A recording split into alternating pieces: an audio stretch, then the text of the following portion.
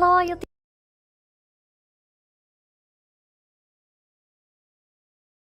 In this video, Who is Nayara?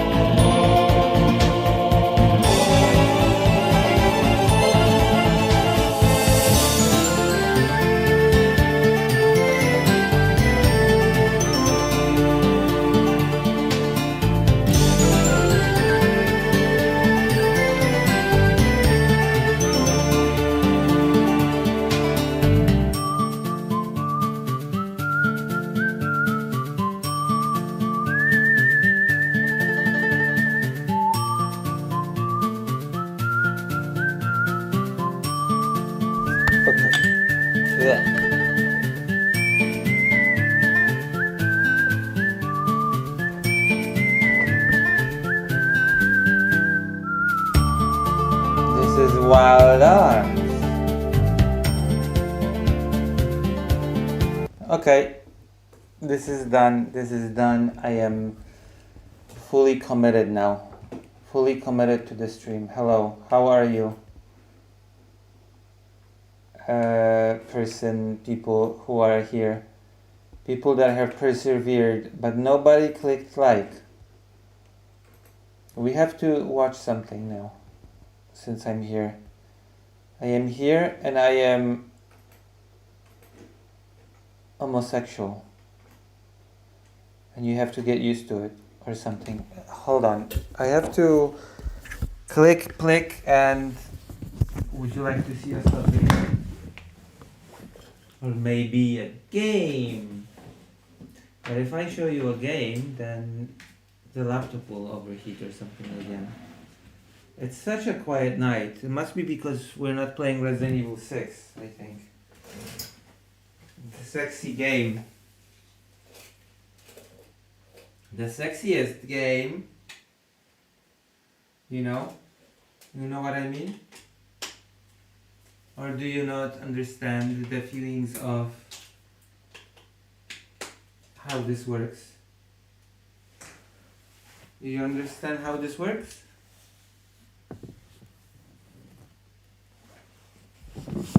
Wow. Oh. My goodness. My goodness, people.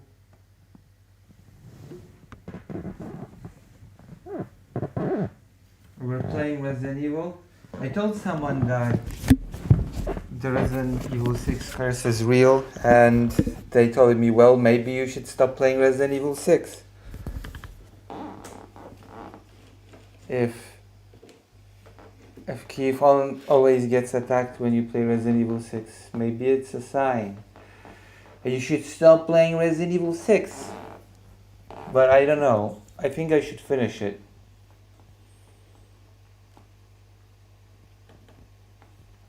Even if it means the Earth will be destroyed. Oh, I am in the kitchen. I'm in Kiev in the kitchen.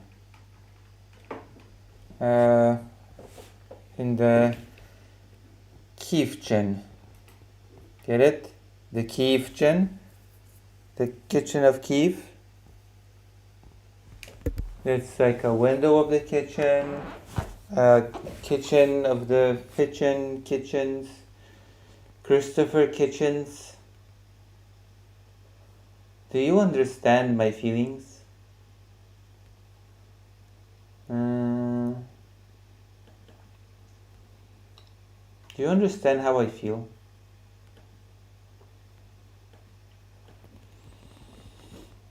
Can you even imagine how it's like to be a brilliant mind?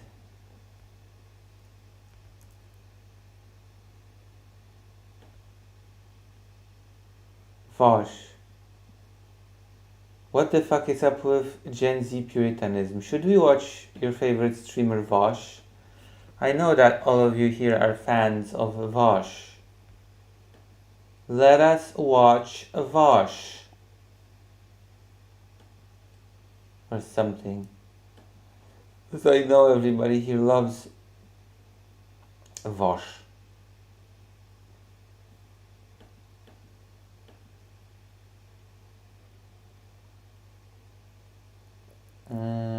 Tanya Fiona, did she say she wanted to meet me?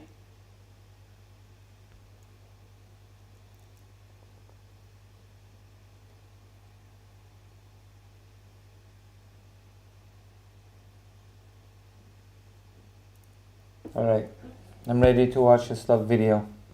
If you are. Ready when you are. Are you ready? Also, Dr. Jones. I have to DM Dr. Jones. Dr. Jones.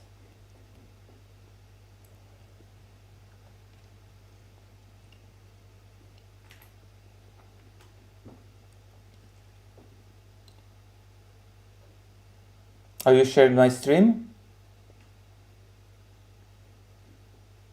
Nice, thank you. And yet nobody's here.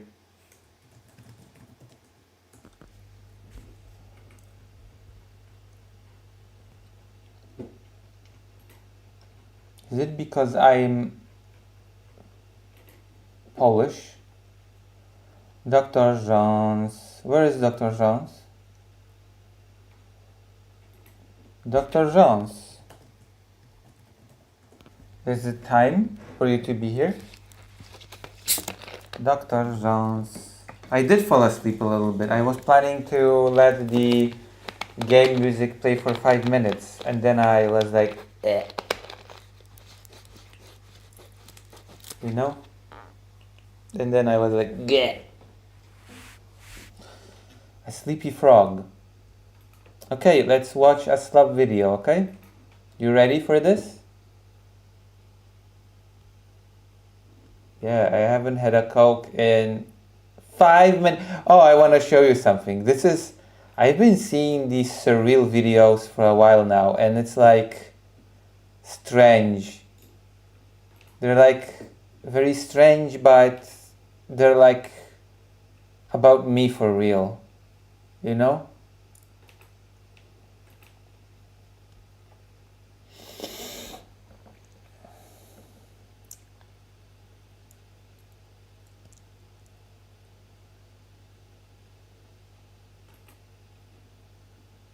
Like this YouTube channel is about me for real. Did you email time? Oh, I haven't. Lucy, hello, aren't you glad I'm here? I'm so glad that I'm going to show you this short that's about me for real. I wrote you a love song. This person is like me for real. I'll show you. I've been obsessively watching these shorts because they're so surreal and cool. I wrote you a love song. Do you want to hear it? Yes. This is my love song about happy and fun. Sorry, wrong one. Sorry, that's wrong too. This person Which is song is your like favorite?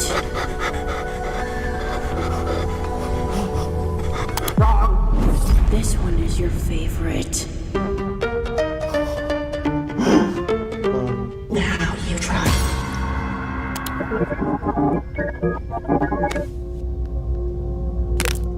I didn't like how you did it. How can we do long term if you can't even do my song? Why don't we try talking about this in therapy? I found a therapist I like. She's right. You're actually wrong. Sorry. That's me. Goodbye. Wait, oh my God. Hello. Oh, hello. I liked him.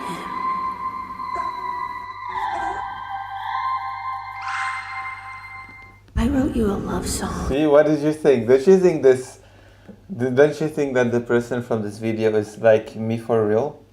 What do you think? Vote in the chat if you think this person is like me for real. I like these videos a lot. I've been like binge watching these.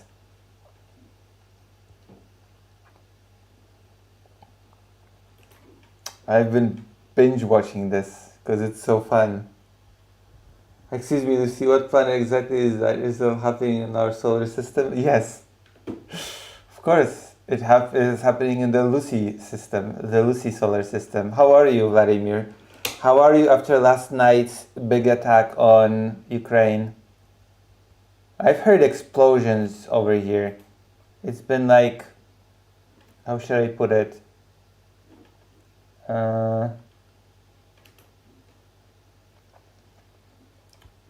It's been explosive, you know?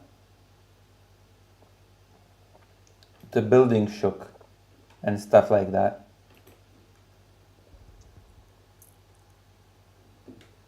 Also, as you can see, I am streaming today from a different room. What should I, how should I, what was I? How are you? 99 people are watching Zanderhall right now. Zanderhall is having a big night. What the fuck? No way. No. What? Food Shops has 657 viewers. Food Shops has 657 fucking viewers. There is no way. First of all, I'm not in Kyiv. Second of all, it doesn't matter. I'm pretty sure not just Kyiv was attacked last night. Kharkiv was attacked as well.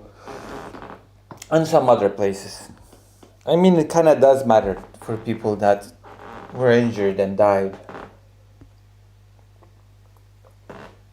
Which I will say, I am glad that I am not one of them. Also, Food Shops has 657 live viewers. What the fuck? Hold on. Let me investigate what's going on here. Because this is just ridiculous. Let me investigate this. What the hell is going on? Okay, Tecton's all.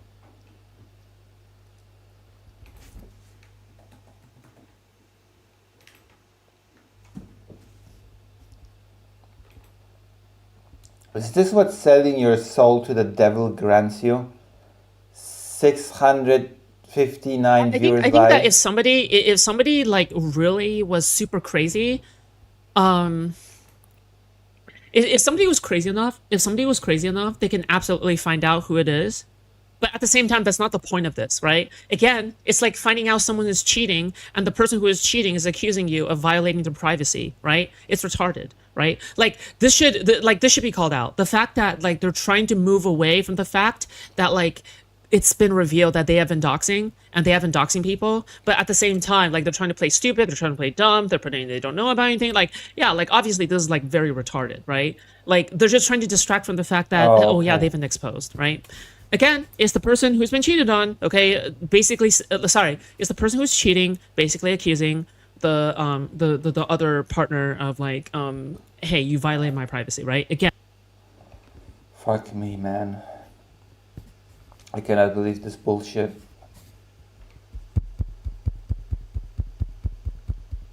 It sounds like drama. Oh yeah. Oh yeah. Oh yeah. I am in negative shock. I am in a negative state of shock. But it's like whatever. It's whatever. I'm gonna show you a great video that I've been meaning to show you. I'm gonna show you a video from the heart. Is that okay? Is it okay if I show you a video that's straight from the heart? Especially now, since I'm gonna show you a special video from the heart because, how do you call it? Oh yeah, there's a patch to one of my favorite games of all time, and that game is called Tales of Destiny Remake. Lucy, have you seen the new Ghost in the Shell adaptation that is coming out this July? I've seen a screenshot, and apparently it's maybe good. Look at this. Tales of Destiny Remake. One of the better remakes of all time, which I agree with. Also, there's the link. We already have it leaked. But we're gonna have a new Avatar: The Last Airbender movie, which also looks pretty good, actually. It looks very well animated. Also, there's a new stop-motion movie coming out. I don't remember the title, but I saw a trailer to a stop-motion movie that looks actually pretty good as well. So we fans of animation are eating good. We are all eating good this year, I think.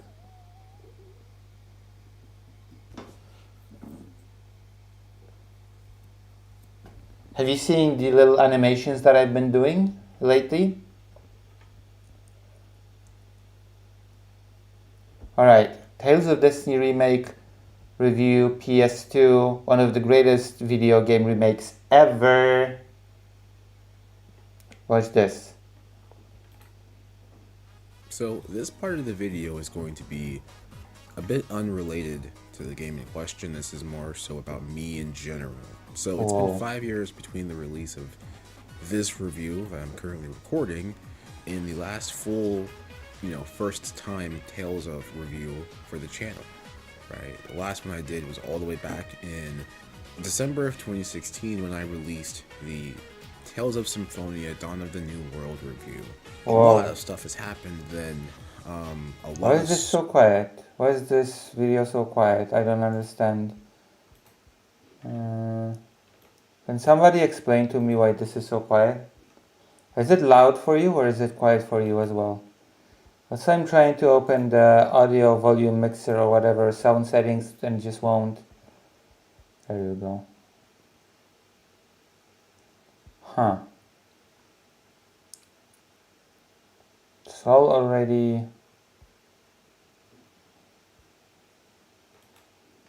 That's better. The hell? What was the microphone that was chosen? The bad microphone. Alright, let's see. School, pretty much my entire time in college actually. A declining interest in games, especially long RPGs in general, which is one of the major reasons why I was not able to get an RPG review, a long RPG review. It was this random thing that this review happened because it was in the middle of the summer this year, around July, that I found out that the game was pretty much mostly patched in English. And there you go, it's patched in English. And I've played it in Japanese. I've played it in Japanese when it first came out.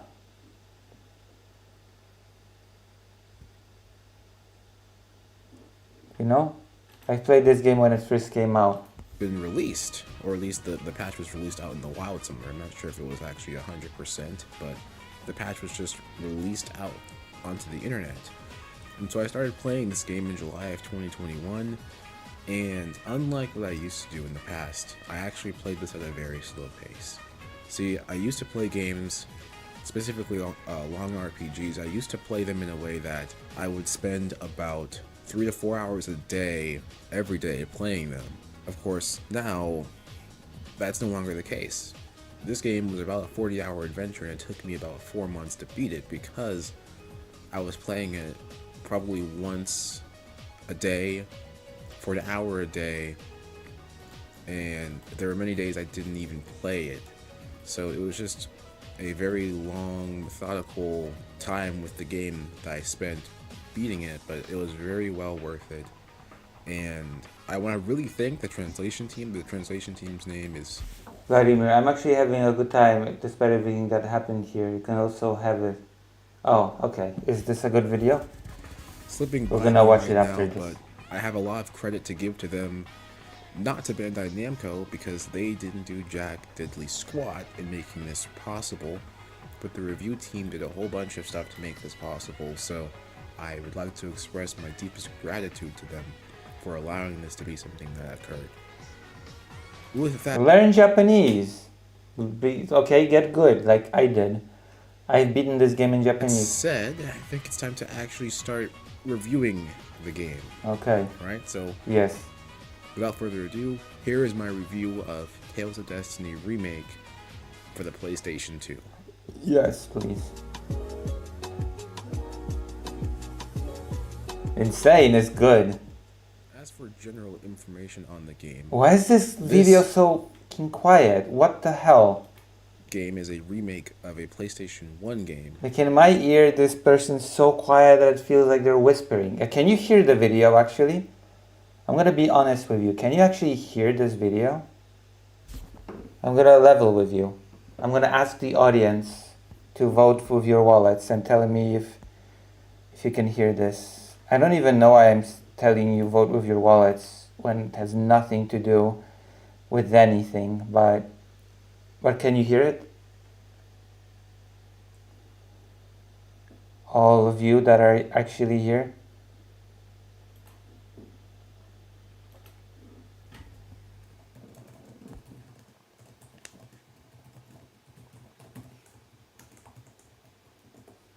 see.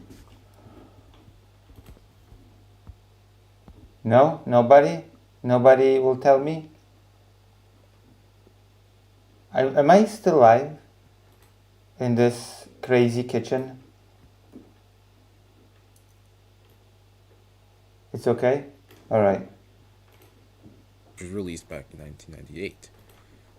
The original Tales of Destiny was the first Tales of title to be officially localized outside of Japan. So, pretty big deal, all things considered. Yeah. And this remake, like I mentioned, was released on the PlayStation 2 originally in 2006. And in 2008, there was a director's cut version with an additional playthrough mode. So I played all of these. I played the English version of Destiny, then I played the Japanese version of Remake, and of course I have played the Japanese version of Director's Cut, which added a whole new mode, which I appreciated. I loved it. Called Leon's Side. For the sake of clarity, this review will be on just the main playthrough, which would be called, in the Director's Cut version, Stan's Side. A review of Leon's Side possibly might be coming in the future if I get around to playing that. With that general information on the game done and out of the way, we can now get into the contents of the game in question. The first thing we'll be talking about is the story of the game. And what you'll find as a common theme with the game as a whole is that a lot of it is simple but effective. Anyway, our main character is Stan, a traveler from the countryside who wants to see the world. His way of doing this is to try to apply to be a knight, and he illegally boards the Draconis, a giant flying dragon ship. On the ship, things go awry as soon as he's found. Eventually, in the panic... Yeah, he wanted to be a soldier. More like a soldier than... yeah. Amongst there being a random bombardment of animals and monsters, he finds a talking sword that he can wield. With Dimlos, the swordian of fire, Stan and the companion team meet will go on a journey to save the world from various threats. My synopsis of the story is very short, and that's for a reason. The stuff I described to you all just happens in the first hour of the game. I don't want to spoil it either. I found that the story as a whole is actually pretty simple too, but simple doesn't mean bad. There are a handful of plot twists and betrayals found in the story. Yeah, I know it's quiet. I don't know what to do about it. I've been asking if it's too quiet, but Greater End said it was okay. I don't know why it's so quiet. It's so weird, you know? And I don't mean weird in the sexy sense. I mean weird in the not nice sense, you know? It's not sexy.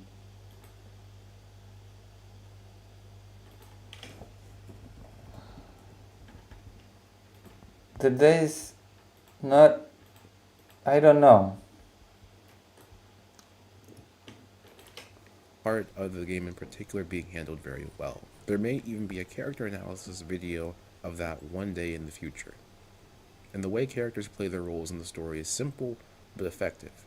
One of the more streamlined and enjoyable stories in the entire series. There's nothing too much to digest, there's nothing too complicated going on here.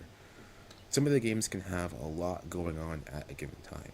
So something like this is a nice treat. Overall, a very enjoyable, straight... Okay, let's... that's enough. Okay, we're gonna watch Vladimir's video now. That's enough. Vladimir, we're watching your video now. Your sexy video. I bet it's not gonna be quiet. Bet your video is not gonna be quiet, Vladimir. Johan is being watched by like 1 billion viewers. Someone's playing Final Fantasy VI. What's Xanderhol up to? But if there was a time where you would go back into the Quarterings upload logs, and if you searched Brie Larson or Captain Marvel, and you scrolled down, oh my god, bro. The amount of page loads. Because, like, you know how when you scroll to the bottom of a page of results, it takes a minute to Bro. like, load another chunk of results, and then when you get to the bottom of that, it freezes for a second, then loads another chunk of results. What? Your internet is bad, Sandra Hall. Wait, what the? Why is it saying that the video is no longer available? What the hell? What the hell? We have more than one viewer, okay? Oh, do we? So whatever. I don't know.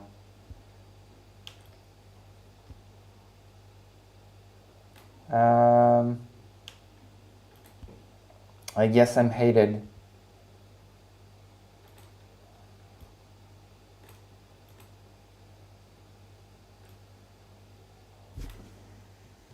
I guess I did not do it fully. Yes. Be mean about my one viewer. My low viewership, okay? Oh god, this is just bad.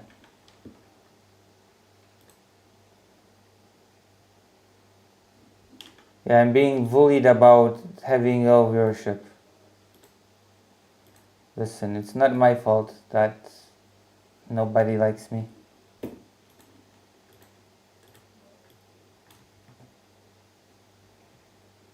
Oh my fucking god. I'm trying to copy the link.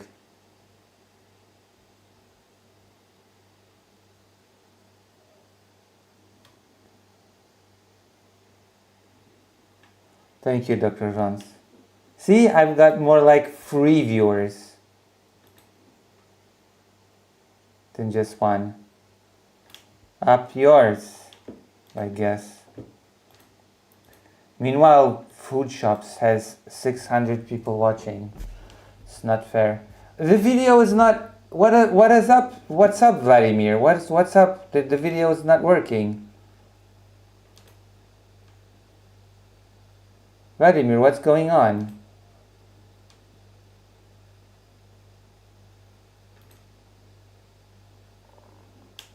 The hell?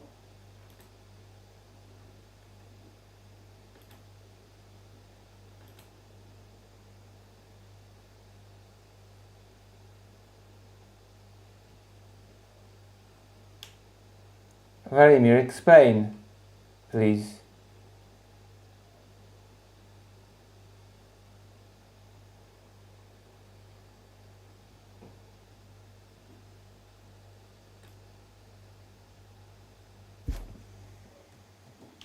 Okay, let's try again.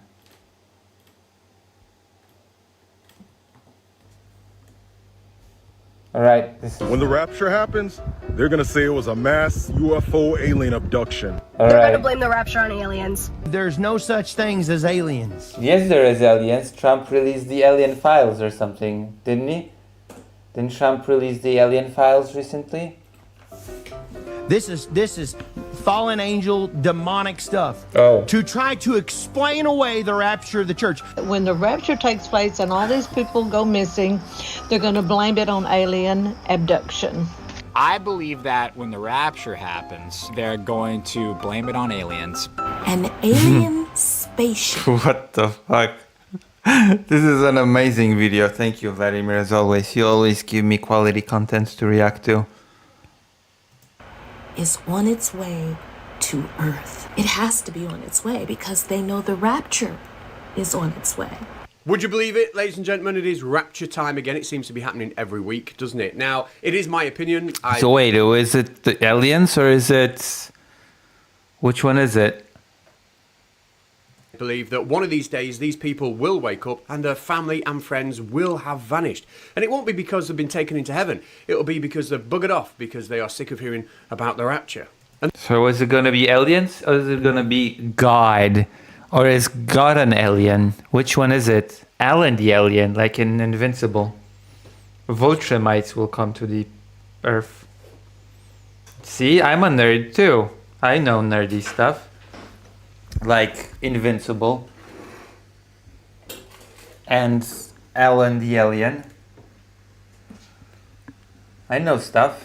And this week's rapture warning comes from Pastor Perry Stone, a man who's just recently hit the headline. Who? Who the hell is Pastor Perry Stone? For his bizarre claims. Now, if you don't know who Pastor Perry Stone is, let me introduce him. We join him in this clip, which is, in my opinion, the funniest clip I have ever used in any of my videos. We join him as he is speaking in tongues in some kind of sermon, but then he gets a text message.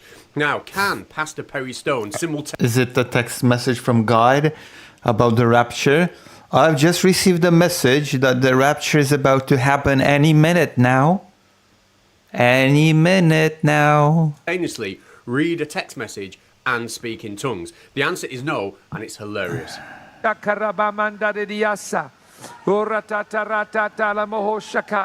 Yes, Lord, have your way, have your way, have your way. Have your way. Although he's checking his phone, god damn.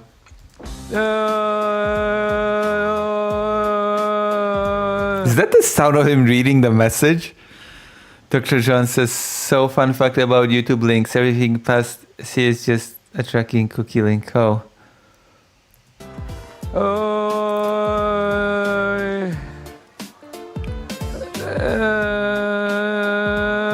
That's literally him just reading the message. He doesn't know what to say. His brain is frozen, so he's just doing this weird noise because he's reading the message. Oh, hallelujah. No. No.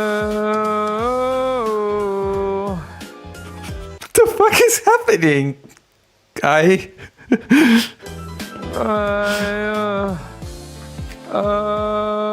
I should do this on stream. Whenever I get a DM or a message or whatever, whatever I'll be doing on stream, I'll just, I don't know, take my phone and I'll start making this noise to, I don't know, to signify that I'm reading the message.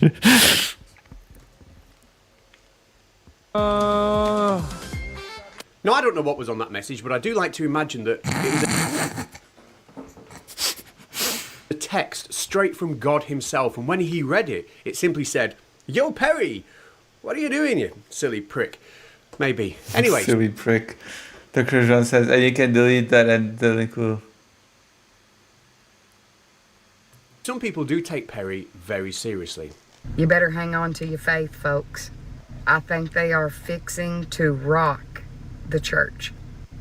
If you guys do not know what I'm talking about, I want you to look up Pastor Perry Stone. He has a video on here and he explains it in full detail. So now we're all caught up. Americans are crazy, I swear to God. Americans have not been invaded in too long, and that causes them to...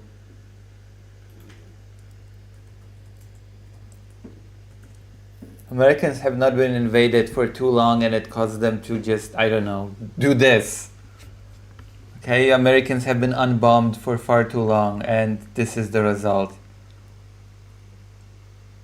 God damn.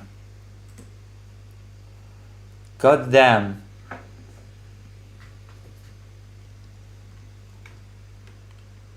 Swear to God.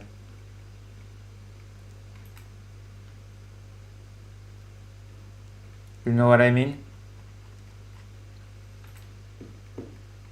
So weird. Stone has released a video which we're going to look at. It's causing a lot of fuss, but it is worth pointing out that he is not the only person sending this message. Apparently somebody called Representative Bird Shit is also saying the same thing. Representative Burchett has been talking about this for a long time. Answers in the comments on that one. I've no idea what that's about. Anyway, let's get to the video. I had a friend that sent me a text message, and he said, Perry, can you give me a call? I have some information that has come to my attention.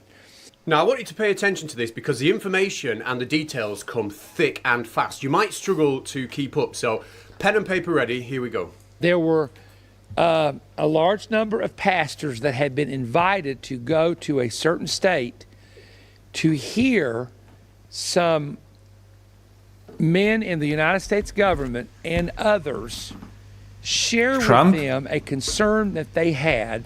Now, I hope this isn't moving too fast for you, but to summarize, there were some pastors that were called by some people who worked in government and some other people to go somewhere to hear about something. I hope you've got all that down. According to That's cool. I mean, something clearly happened. Something clearly transpired. Men who were present, who have the information, they said to these pastors, you're going to have two responses more than likely when all this information is eventually released. Now, I don't know what the total information is. And there we go. I mean, really, I suppose I could just end this video here. That's all the information we need. But let's hear a little bit more about the man who sent him the text message. Right. And this particular man, I'll Is not it Trump? name him. No, I bet you fucking won't. He said, Perry, I won't name him. what they're about to release No, I bet you fucking won't. is from what we're hearing. There's going to be a release concerning aliens and concerning unidentified flying object. This is very interesting considering that there was news about Trump releasing the alien files or whatever. Did something come out of that? Of Trump releasing the alien files, or was it just a wash? Did something come out of that? Spacecraft that some of the people who were in the meeting were telling us as pastors, you need to prepare your people and you need to get ready to answer them for what you're about to hear. For what you want to do? This is being released. Okay. So now it makes sense. The aliens are coming, and we need to prepare people of faith here on Earth for the arrival. But to do that, obviously, we need to get people that have a huge reach. So we're going to ignore the Pope, the Dalai Lama, the Archbishop of Canterbury. We're going to ignore... True, we're going to ignore all the influential people, and we're going to go to this guy that has... I have no clue how big this person is. all those figures, and we're going to focus on Perry Stone's mates. I believe this. It makes no sense. No more questions need to be asked. Let's crack on. If there are galaxies and there are allegedly other creations in the galaxies, then the whole creation story is a myth. And you're going to have people that's going to apostatize and turn from the Christian faith because they have no answer for what they're about to hear. Then they said the opposite will be. There will be a group of people who are not followers of Christ, are not followers of the Bible, and they're going to freak out, and they're going to come to pastors, ministers, and teachers and say, what is this? Is this... What is this? What is this? It's really real? And he's right, of course, if the aliens did land, it will cause a huge problem for creationists all over the world. But Perry Stone thinks he might have this figured out. Maybe this isn't really about aliens. Maybe this is about a biblical cover-up. A what? A biblical cover-up? Son believes, and I'm beginning to tend to believe as well, that this information is being presented so that at the return of the Lord, when there is a great disappearance, and if you talk about the rapture, go to 1 Thessalonians 4, 16 through 17. Well, it doesn't say rapture there. Yes, it says... It's just because, I swear to God, it's because Americans are just too bored. There's nothing happening in their life. There's nothing. Play a video game. Like, there's so many good video games coming out, and so much good animation coming out this year. Get a hobby. Like, why this? Why dedicate your time to stuff like this? Then again, Poland's no better. Poland has this weird Christian radio station that's run by a super wealthy guy, and old grandmas that are desperate call in and give all of their money to a person, so just so that they can pray on air. So I don't know. I keep saying America, but I suppose Poland is not much better in this regard, all things considered. Up to meet the Lord in the air, harpazo. Call it the harpazo. Harpazo? Call it the catching away. I'm sorry, but what the fuck is happening? Harpazo. Call it the harpazo. What Call is it the a catching harpazo? away. I don't. It's just fucking noise. Anyway, let's conclude. Forgive me for getting a little bit stirred up there, but Dr. John says American can't afford to have a hobby anymore. Oh yeah, that's true.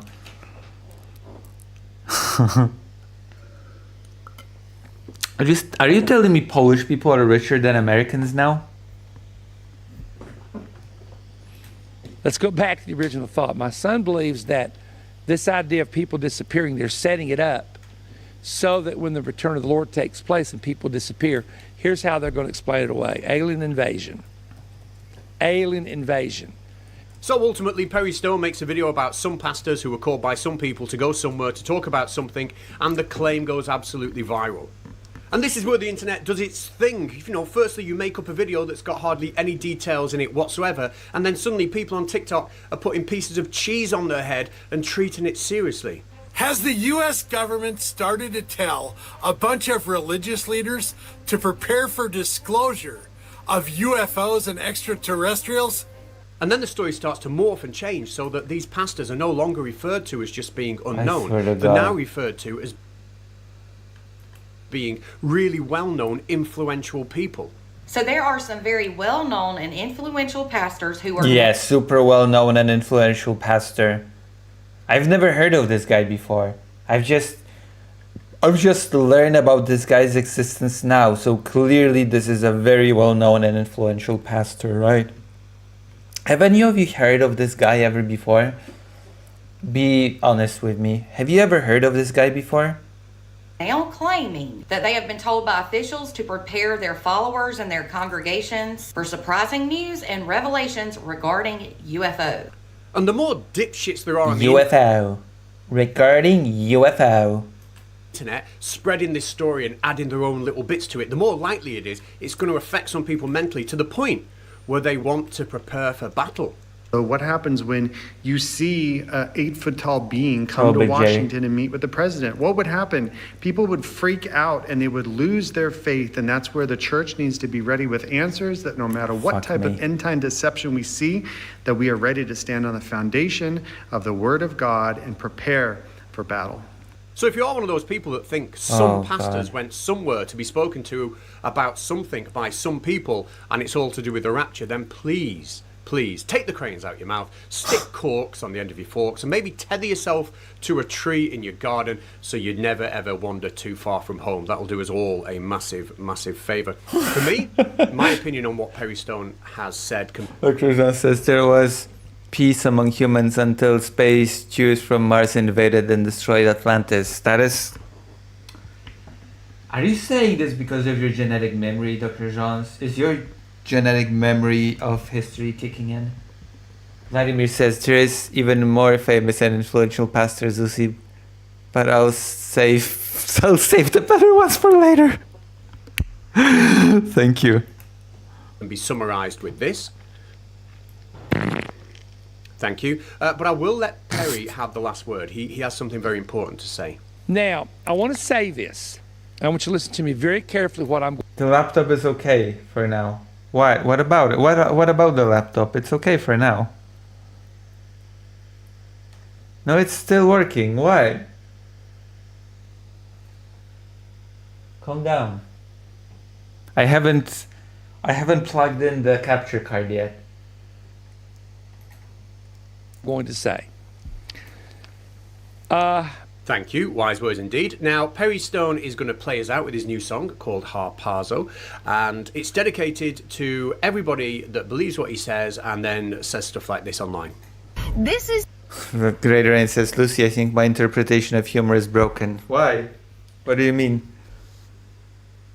I thought it was overheating. I haven't plugged in the... Don't worry. It'll overheat once I start playing Half-Life 2, because Half-Life 2 is winning the thing. Once I start playing the game, then it'll break like a twig. It's something silly. Don't worry. Is the devil trying to explain away the rapture, and he's trying to get ahead of it because he knows that when all the saints are caught up in... I mean, this should not be funny, just so it's clear. This whole thing, this should not be funny to people. This should be terrifying to people. that it should be terrifying to people that anybody finds this serious. It should be terrifying that anybody talks about this in a serious way. This is just so stupid that it ends up being funny, but it's just me being cruel to a bunch of, I'm gonna put it lightly, I'm just making fun of a bunch of misguided people that believe in the stupidest things possible.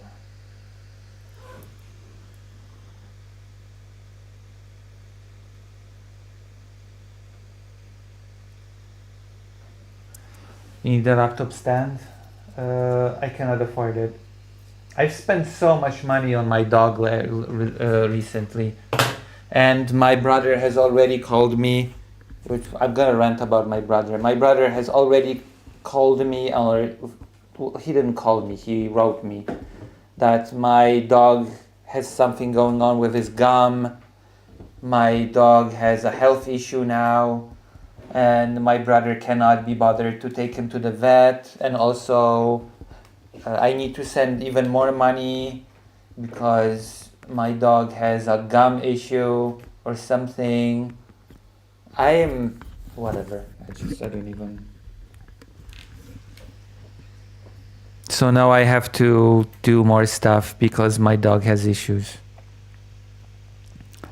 At least the issue of him not having food has been solved, so that's good. When you solve one issue, 5 more issues arise. Like a curse. No, he ate food stuff. I don't know what happened. It's just weird.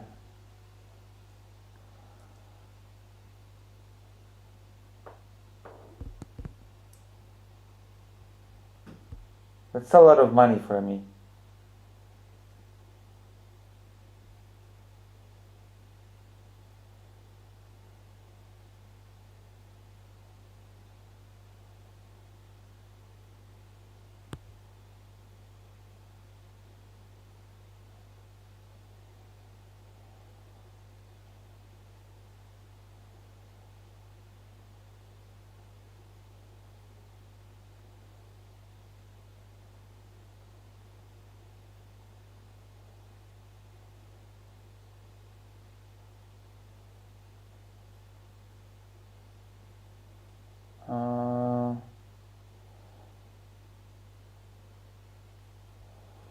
Wait, hold on.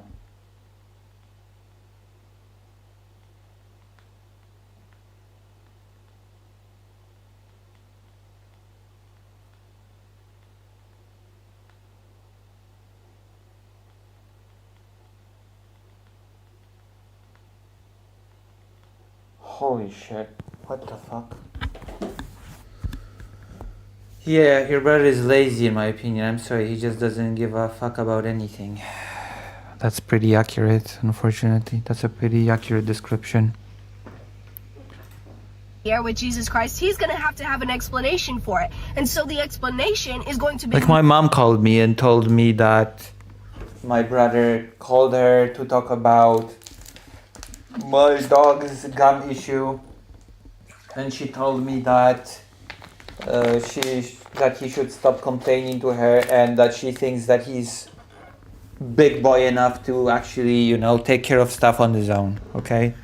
He's big boy enough to just take my dog to the vet on his own without needing to call mommy, okay? Fuck me. Fuck me.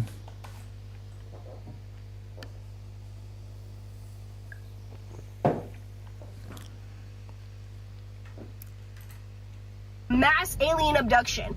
So here we go. Take it away, Perry Stone. Harpazo. Harpazo. Harpazo. Harpazo. Call it the catching away. Harpazo. Who the hell is Harpazo?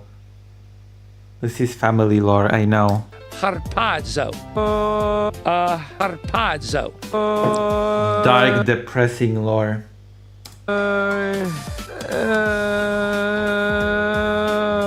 Hallelujah.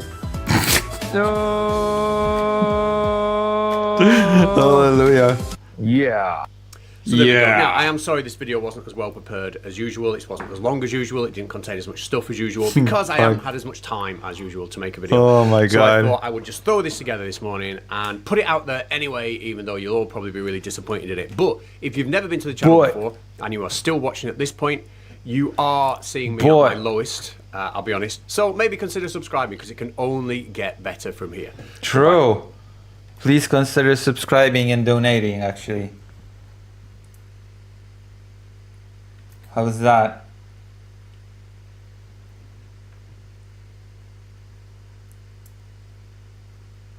Khartzad. Who or what is Khartanzo? What is that? You want to watch Joe Van Bradley debate? You want to watch a Joe Bradley thing? Also, how's the... Okay, people want Half-Life 2. Actually, I'll be playing it on the new laptop, so...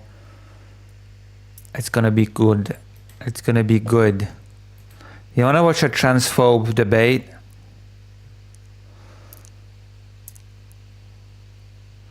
Pocket debate. She thinks Jovan forgot her. What? Oh no. I don't want to be a supporter. I am too cheap for that. 16-year-old gets parental permission to debate God. You know what? Screw it. Let's go. 1 hour? We're not gonna be watching an hour of debate, okay? We're not doing that. We're not... There's no way. His debates are usually like 30 minutes max, and this one's an hour? We're not doing that. There's no way. There's no way. No shot. Coming up next is Noah. Noah calling in about topic number 3, the Christian God being evil. Noah, if you can hear me, please provide me with your age and pronouns. Hi there. My name is Noah. I'm he, him. I am with my parents right now. I'm 16, but... Hello, I'm Noah's dad, Tim Elliott. I'm his mom. He has permission. Okay, yeah, no, I know you've called the line before. I know you've spoken to Jimmy before, so totally fine. You got now. Just so you guys are aware, you are aware. Half-Life 2? Yeah, we're gonna be playing that because people have voted. I'm gonna be playing it on the new laptop. We're gonna do a news segment and then we're gonna do some Half-Life 2. I'm gonna have to cool off the laptop. I'm gonna be playing it, especially since the new laptop's keyboard is, oh my god, so much better than this keyboard is cursed, but in comparison, this keyboard is actually very nice. So I'd have much less of an excuse as to why I'm doing poorly in the game, because this is pretty good actually. This is a pretty good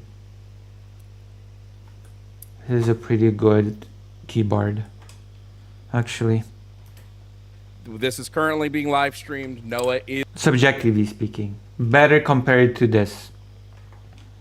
Is live in front of like 1,000 people, and the video will be posted after the fact where a couple more thousand people will end up watching it, just so that you guys are... Yep. All right. Good with that. Cool. Okay. We have so many games to finish. I know. I have to go one by one, step by step. I have to finish that game. I don't remember the title, Zzz, or something about a spaceship and a bunch of people. Noah, calling in to talk about topic number 3, the Christian God being evil. Since your parents are there, I will try to be less explicit than I usually am. There's a snack. There's a sweet snack called VVV or something, if I remember correctly. Tend to be a bit more explicit. Oh, you're all good. But I'll try to watch myself. But Noah, basically, I believe the Christian God is evil because he does things in the Bible we call evil if any human did them. Do you disagree? And if so, why? Yeah, so first, what are the evil things that you believe the Christian God did? Sure. He's done genocide, quite a few of them, or commanded them. He has allowed for slavery. He has commanded rape in a few instances, and he. Wow, you called it Z because it puts you to sleep. I see how it is. At least you did not say that I call it Z because I'm pro-Russian or something. I would also just say, like, causing unnecessary suffering of all beings was also, like, a pretty evil action. Okay. So why are those things evil? Yep, because I believe that they cause unnecessary suffering of innocent beings. So if they, like, and suffering on, like, an immense level, you know? Okay, so why is like suffering at an immense level like objectively evil? Yeah, well, the way I define evil is just the unjustified causing or permitting of severe harm to innocent beings, especially when one has the power to prevent it. True. So because I know what it's like to experience harm, whether that be through pain or emotional suffering, whatever one it wants to be. It cannot be the Diet Coke. Only I played the Diet Coke of gaming, the Japanese RPG. The Japanese RPG is the Diet Coke of gaming. I guess. Somehow. I will say that at least when I stream from the kitchen, at least I have some kind of background rather than just a white wall, which is, I guess, an improvement. Right? Kind of. I can sort of extrapolate how other beings would experience said harm. And because of this, I know that it's a negative experience when I experience it. Therefore, it would be negative for them. So if I had the power to prevent them from experiencing that, that would be a good thing to do. And if I had the power to cause them more, that would be a bad thing to do. Mm-hmm. So it would just be some level of, so like empathetic reasoning. So slavery is wrong because you wouldn't want to be a slave and you have the ability to stop them from being a slave. Is that kind of what you're getting at? Wait, what do you mean? Lucy alienating part of her audience as usual. What do you mean? Wait, who am I alienating? Garen says, Lucy, do you need me to formally apologize for calling JRPGs Diet Coke? Yes. Yes, that's right. Yeah, slavery, I mean, that's part of it. Yeah, part of slavery would be wrong is because, like, you know, I recognize that I... Like that. Like what? What do you mean? Why what? Why you mean the religious part of my audience? Do I have a religious part of my audience? The video went black. How did the video went... What? Oh. Amazing. What the... OBS just decided to turn off the browser for some reason.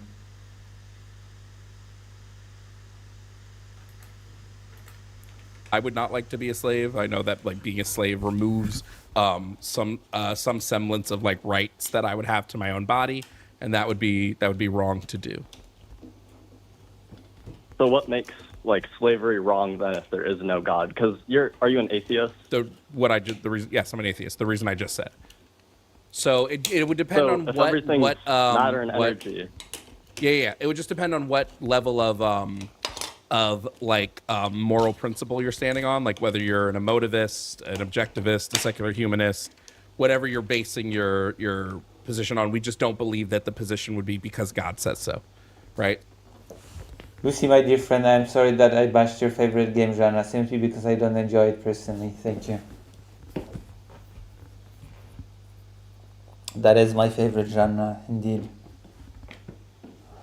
So if I say I'm taking it from like a secular humanist perspective, it's that that position is that any harm done to humans is inherently wrong. To non-JRPG enjoyers. Because when humans are living prosperous lives, the species flourishes.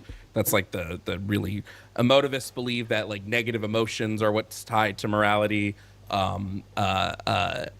Then there, like, I could believe that there's no, I could take. Adrian says, do you feel appeased? Will you no longer call my game Diet Coke and Revenge? Yes. I didn't call your game Diet Coke and Revenge. I said it wasn't Diet Coke. I said that only my games were Diet Coke. But yes. I want to play that. Oh God, I actually want to play that game. What was that game called?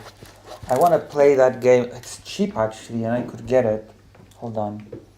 Steam. What was that game called that you kept telling me to play, but I said it looked bad? No, there was another. God, you recommended me a game that I thought that was very cool.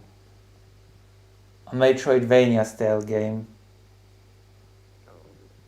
No, not that one. We finished kindergarten. Blasphemous. Hold on. I wanna check Blasphemous. Oh, okay, it's not that cheap. But it looks good and it has a very positive review. I might get it, actually. It's very good.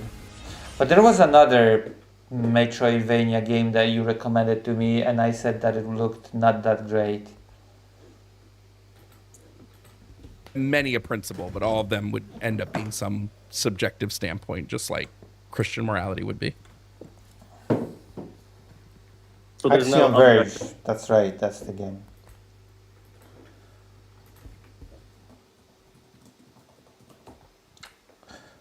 Axiom Verge is very cheap. It has a big discount right now, 75%. Okay, that game is very cheap now. And it actually looks better than I thought. You know what? Screw it. I'm getting it. It's very cheap right now. It is so cheap right now that I'm just gonna get it. It is a 75% discount right now.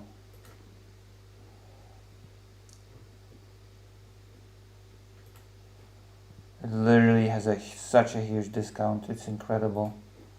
It would be weird not to get it, actually. Also, the debate is really boring. The debate against the 16-year-old is very boring. We're gonna watch a more interesting debate and move on.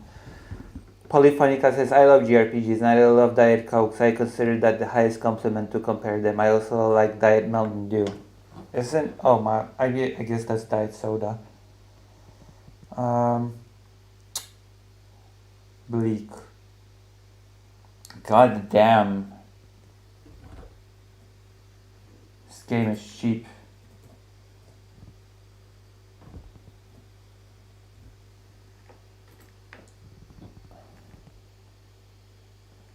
I'll see you, Emily. Oh. Okay, I got the game. I got the game. The game looks, damn, so cheap right now. I'm glad I got it. How big is it? How big is this game? God damn, it's small. Okay, I'm gonna play it on... I don't even have to play it on the new laptop.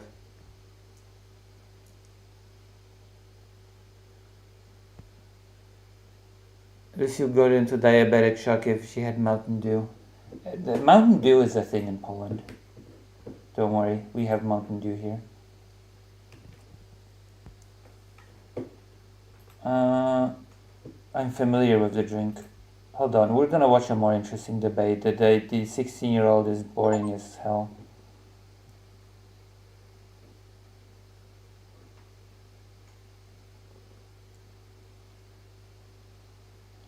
Insane conservative crashes out over being wrong. Now this is a debate that I can get behind. This is a debate that I can watch. Insane. No, what? I have to be a supporter? Come on, all the best debates are locked. No, is it? God damn it, Jovan. All the best debates are locked.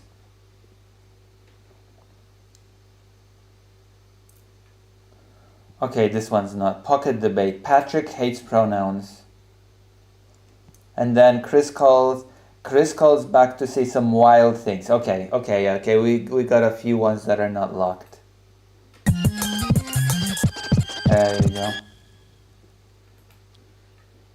All right, coming up next onto the stream is Patrick. Patrick is calling about topic number 2, trans men and women being men and women. That one's so short. That one's short and sweet.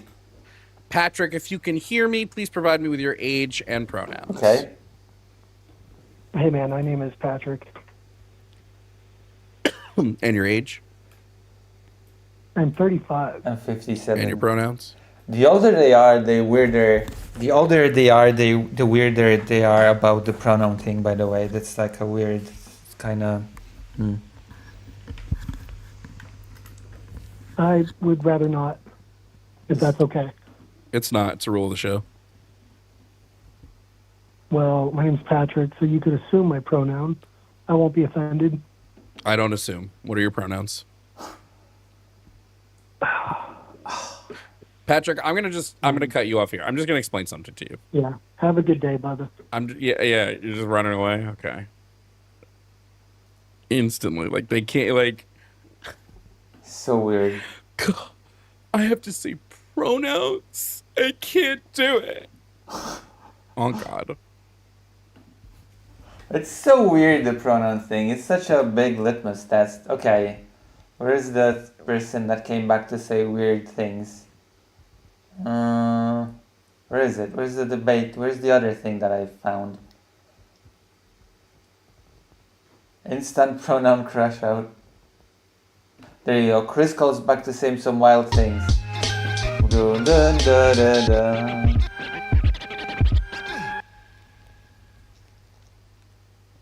We got Chris from North Carolina next on the show. Chris, I need your age and pronouns, please. I'm 57 years old. His debate opponents are such babies about using I know, it's actually very funny. I find it actually very amusing. 57? I'm gonna get my ass shot for this. He and he, can that be my pronouns? Dude, I've never even thought about my pronouns, and I'm sorry about that. I hope that doesn't start everything all on the wrong foot. I'm just more worried about why you would get shot for it. No, I didn't mean, I'm sorry. I meant preferably, I'm sorry. I didn't mean literally shot. I figured, God, what's my pronouns? I don't even know. I figured maybe some chastisement, but... No. It's real simple. Do the people in your life refer to you? American illiteracy is just... American illiteracy is scaring me. What are even my pronouns? Was he and him, and are you okay with the fact that they refer to you as he and him? He and him, yes. Then those are your pronouns. I mean, nobody's ever referred to me with that, but that would be correct. Well, they might not refer to that when they're talking to you, but when they're talking about you, they would. Like if you left the room, if you were hanging out with a bunch of people and you left the room, somebody would say, "Oh, what?" And they didn't know you. They'd be, "Oh, what was his name?" Right? And you'd be like, "Oh, yeah." Literally illiterate. Literally illiterate. Hold on. I wanna change the title of the stream so that actually anybody comes in to watch. I'm gonna do a bait title, which is actually not a bait title at all if you think about it. It's gonna be my next topic. Poland embraces gay marriage. Poland is gay.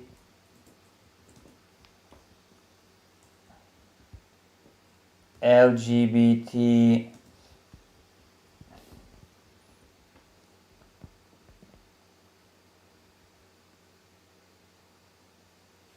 and heart. No, I cannot do the heart. But yes, Poland is gay now. Poland is LGBT now.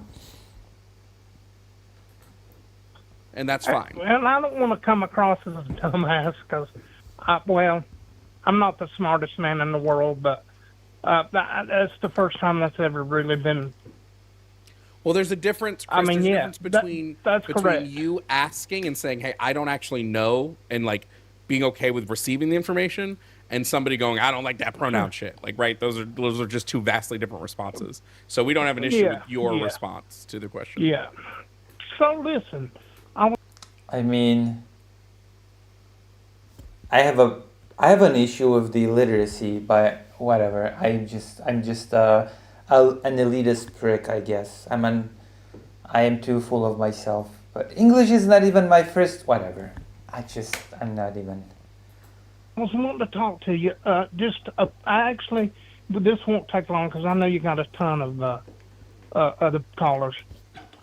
Point of clarification. You said that you don't think that an individual should use lethal force unless somebody else is using lethal force against them, correct?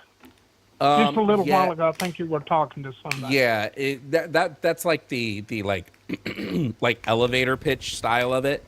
Obviously, it'd be a little more nuanced if you want me to get into like the nuance of it.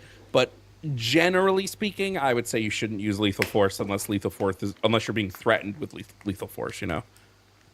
Okay, let me give you an example. I am a concealed carry. I have a concealed carry permit, and I live. I'm pretty sure American sodas don't have sugar to begin with. They have some syrup thing, corn syrup or whatever, right? American sodas don't really use real sugar. I'm pretty sure.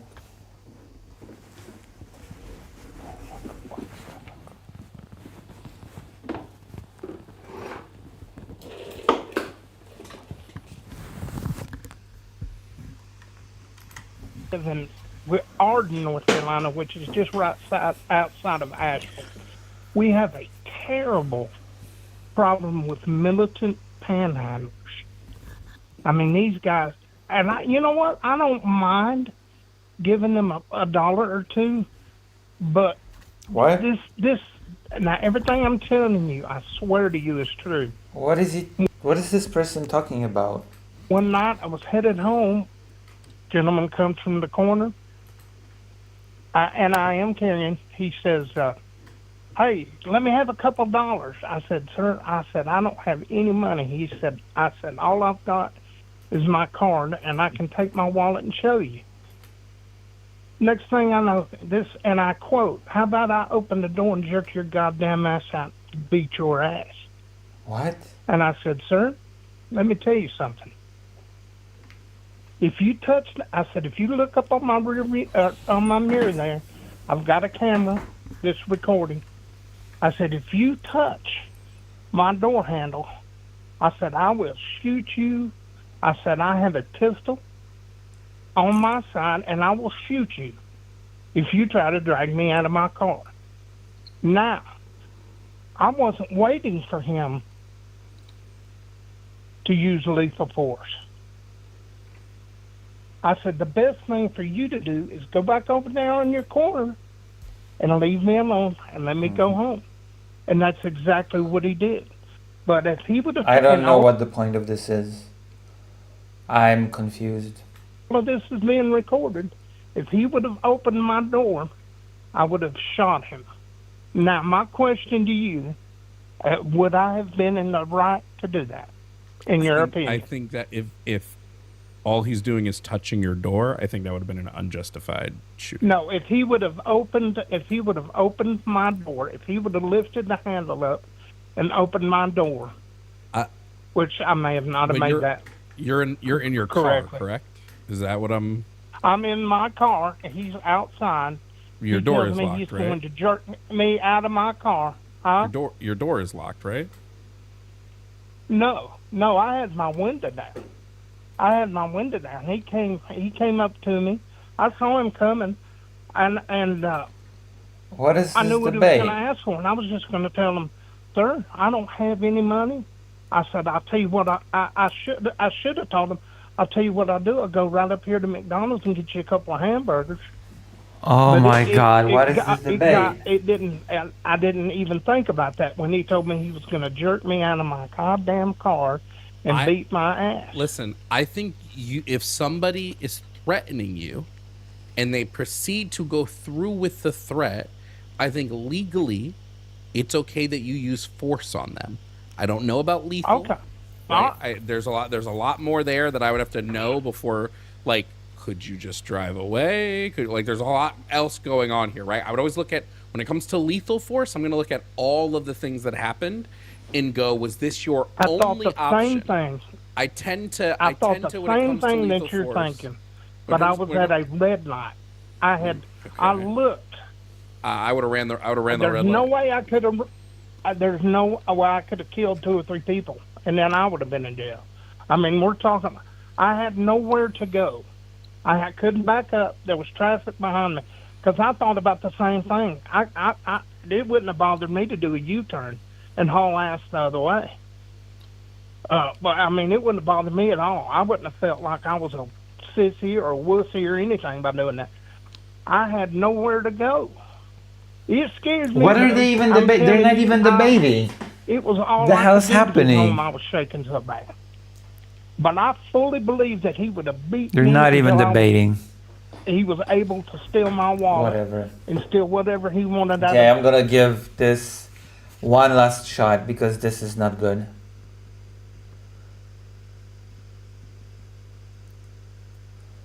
Let's watch some trans debate.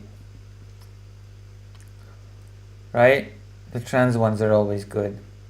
Instant pronoun crash out. Jesus Christ, so many people have pronoun crash outs on this stream. Coming up next is Brian. Brian's also calling to talk about topic I number... bet Brian is in his 30s. They're always in their 30s, those pronoun crasher people. Always in their 30s. 2 trans men and women being men and women. Brian, if you can hear me, please provide me with your age and pronouns. Okay. I'm 39. I knew it. That should be obvious. We're It's living not. in a society here. Get with it. Okay, Joker, what are your pronouns? Joker. I knew it. I knew that person was in his 30s. You know exactly what they are, but So the debate is on when to use lethal force? Yeah, kind of, I guess. don't be Brian, a joker. Brian, you're the one who said we live in a... You're the one who said we... No, it's bad faith to ignore the questions that are rules to get on the stream, Brian. So I'll ask you again, No, I answered what are your pronouns? I answered your question. You didn't like No, the you didn't. answer. No, you didn't. I said you know what the answer is, and you do. If know I what the told answer somebody, if I and you're told being somebody, disingenuous. if I said to somebody, what do you want to eat for dinner? And they were like, you know what I want. That's not an answer to that question. True. You know what I want. Brian, you have one more chance to answer the question. What are your so pronouns? dishonest. You're so Says the fundamentally person who dishonest. refuses And it's to sad. answer a very simple question, Brian. You have And here's one. the You have thing. You Brian. know what Brian, the you have 5 answer is. seconds to answer. 4, You 3, absolutely know what 2, the answer is. Bye bye. 1. Fucking See ya. loser. Fucking loser. At least I can answer questions, Brian. Sucks to suck. Crash out harder, ugly. Fucking loser. Okay, I need a debate. I need an actual debate.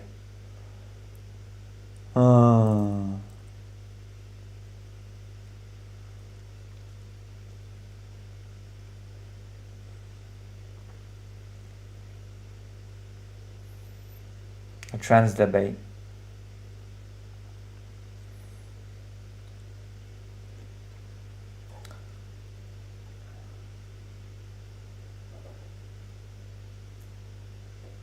Is there anything that I can watch?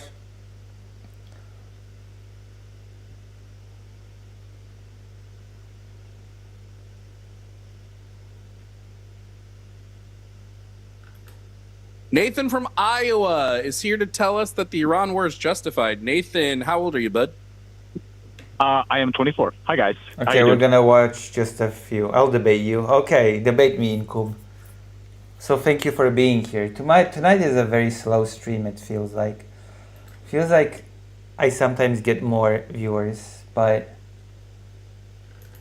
tonight's slow, I guess. Let's see. Tonight. Good, how chilling, are you? chilling. Nathan, I'm very A interested. 24-year-old male has calling to say why the Iran war is justified, and I'm here for it. I'm here for it. I wanna hear the mental gymnastics. Why it's been? Is it because the people are suffering in Iran? Is it because the nuclear bomb was imminent Iran was one day away from making a nuclear bomb, even though apparently Trump said last year when he bombed Iran that there was not a possibility anymore and that he destroyed completely Iran's nuclear capability, but I guess not, he didn't, and so he had to attack. Let's hear it. Let's hear the arguments. Interested to hear how you're going to justify the Iran war. Which is not over, of course. Trump said that the ceasefire is on life support, which is always a good thing to hear, right? I'm so hyped to hear that a ceasefire is on life support. Kind of clarifying points. I guess in terms of justification, do you mean like, do we have good reasons to do it, or do we have like moral justification for going into Iran? Neither moral justification to go into Iran or a good justification to go in there. It's because he's a leftist and this war is destroying America. Oh God. Are there good justifiable reasons to have started the war? Yes, I would say so. I agree with the prompt that I agreed on the nuclear weapons. Trump has failed in Iran pretty spectacularly, I think undeniably. But I think principally, I think that the goal of limiting the Iranians' ability to enrich like weapons grade. I thought that was already accomplished last year. Was Trump lying last year? Uranium to produce nuclear weapons is going to be a net benefit for practically everyone in the world. I'm like anti-nuclear like proliferation, and I think that our anti-nuclear proliferation treaties are sensible, and I think that if state actors try to acquire... And that's why Israel has nuclear weapons, thank you. So stupid. These weapons, that it's kind of sensible to try to prevent them. Also, there's no evidence that Iran was even heading towards a nuclear weapon. I'm pretty sure that America's intelligence community has actually said the opposite, that that was not the case, but whatever. What do they know? What do the people from the intelligence community know? Nothing. They know nothing. It's all about a bunch of horse doo-doo. I think that in like the last couple of months... Damn, Trump should bomb North Korea then. True. I just wanted to ask you a clarifying question here. So I would assume that you believe it would be justifiable for another country to also bomb the United States and start a war with us to destroy our nuclear stockpile. Yes. It would not be possible for them to do that, and therefore it would be unjustified because it's wait. No, those are two different things. Whether it's possible does not mean it wouldn't be justified. I disagree, because if something is an impossibility, then it's not a very good justification. But if it's something is feasible to accomplish, then... Damn. Okay. And it could be justified. So, like, we're trying to get into, like, a moral... Also, don't worry, we're going to be talking about the gay stuff soon. We're going to be talking about Poland being gay in a moment. And Poland is, trust me, very, very homosexual right now. Poland's the most homosexual country in the world right now. I believe, is like what we're... That's kind of what I was trying to avoid by asking my clarifying question off of the top of the show. Nathan. Yeah. If a country had a way that they could take out, let's say tomorrow Russia and China team up and they're like, we can effectively take out the US's nuclear armaments, and they did that, would that be justified? Yes. I think that would be justified, yes. Great. Second question to you. What evidence I have do more we have that Iran was specifically... Sure, next question. What evidence do we have that Iran was specifically building nuclear weapons? So, I mean, it makes sense for them strategically in their own self-interest in order to prevent, like, a strike that has, like, for instance, the 12-day war or the conflict that we're in now. Pretty much the only way that they have of feasibly preventing the United States or Israel from striking their country is to acquire nuclear weapons. So they have I would say that they're justified in wanting to acquire one, and it's sensible for them to want to acquire one. And also, they claim that their enrichment program is primarily for civilian reactors. However, we have evidence that they've enriched up to 60% enrichment, which is not enough to make a nuclear weapon, but it's also far above, say, the 5% enrichment that you would require to run a civilian nuclear reactor. There's some So Nathan, tests, I get what you're saying. I get what you're saying, right? I get what you're saying. Mm-hmm. But you're avoiding the question I asked you, which is what evidence do we have? We don't have any evidence. The intelligence community of the United States has already said as much. There's just no evidence. That Iran was building nuclear weapons. Not that they were... And there's a bunch of components to having a nuclear program. There's the delivery systems. It's not just about the bombs themselves. It's about the means to launch them, right? The nuclear triad and so on and so forth. Enriching uranium. I don't disagree. They were enriching uranium. They had enriched up to 60%. But what evidence do we have that they were building nuclear weapons? There's no So I would say that before you can build a nuclear weapon, you have to enrich uranium and acquire the ability to enrich uranium up to a 90%, for instance, is a quotable percentage of that's great, but that's just not enough evidence to claim that a country is actively going towards a nuclear weapon. It's not enough. That's why the American intelligence community said as much, that they just didn't have that evidence. Every assessment of Iran's enrichment caps it at 60%. They had not enriched up to 90%. Because it's very difficult. It's very difficult to get their program to the point where it's not like you can get it up to 60% and then it's easy to get it up to the 90%. All right. It's actually easier. It's actually easier to get it from 60 to 90% than it is. Yeah, I've heard that as well. That it's easier to get it from 60 to 90 than to 260. Yeah, that's apparently a big hurdle to get it up to 60. To get it from 20 to 60%. Yeah, I've heard that. Let me just precisely the reason that it's very concerning that they have enriched up to 60%. Which is unusable for civilian purposes. Yeah, which is the evidence. Yeah. I mean, up to 60 is still usable for certain types of nuclear reactors, actually. Just going to do this really, really quickly. Above I'm going to give 20. you some real evidence here. The International Atomic Energy Agency put out a report. Yes. And in that report, they said, and I quote, there is no proof that Iran is building nuclear weapons. Mm-hmm. Right? This was a report. This was an international committee. The United States put out a report. This was done by Tulsi Gabbard. Right? This was under Trump. This was last year. And in that report, they said, and I quote, we continue to assess Iran as not building a nuclear weapon, and that the Khamenei. By the way, Trump called her a liar when she said that. Trump said that she was lying when she said that. And that Khamenei has not reauthorized the nuclear weapons program he suspended in 2003.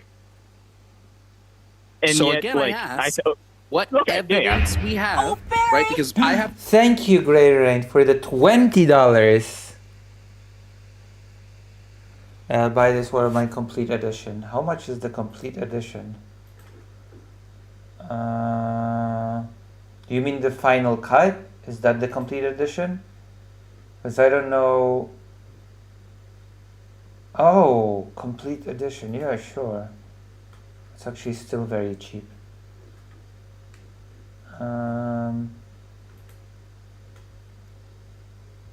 More gay news for today? Yes, Poland is becoming super gay. Let me just buy this game really quick, because it's a good game. Let me just buy this game real quick, because I do have the means to actually buy a few cheap games right now.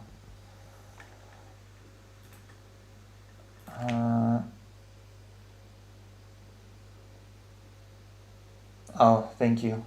Thank you very much. No, that's how you properly apologize to Lucy. That's true. This will go, a lot of it will go towards Fido's gum.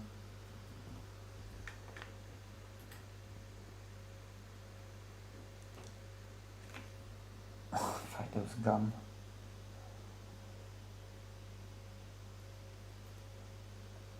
I've actually proposed to somebody to play this game once, and they said, yeah, no, thank you. I already experienced enough of this game in real life. I don't want to play a game about it as well.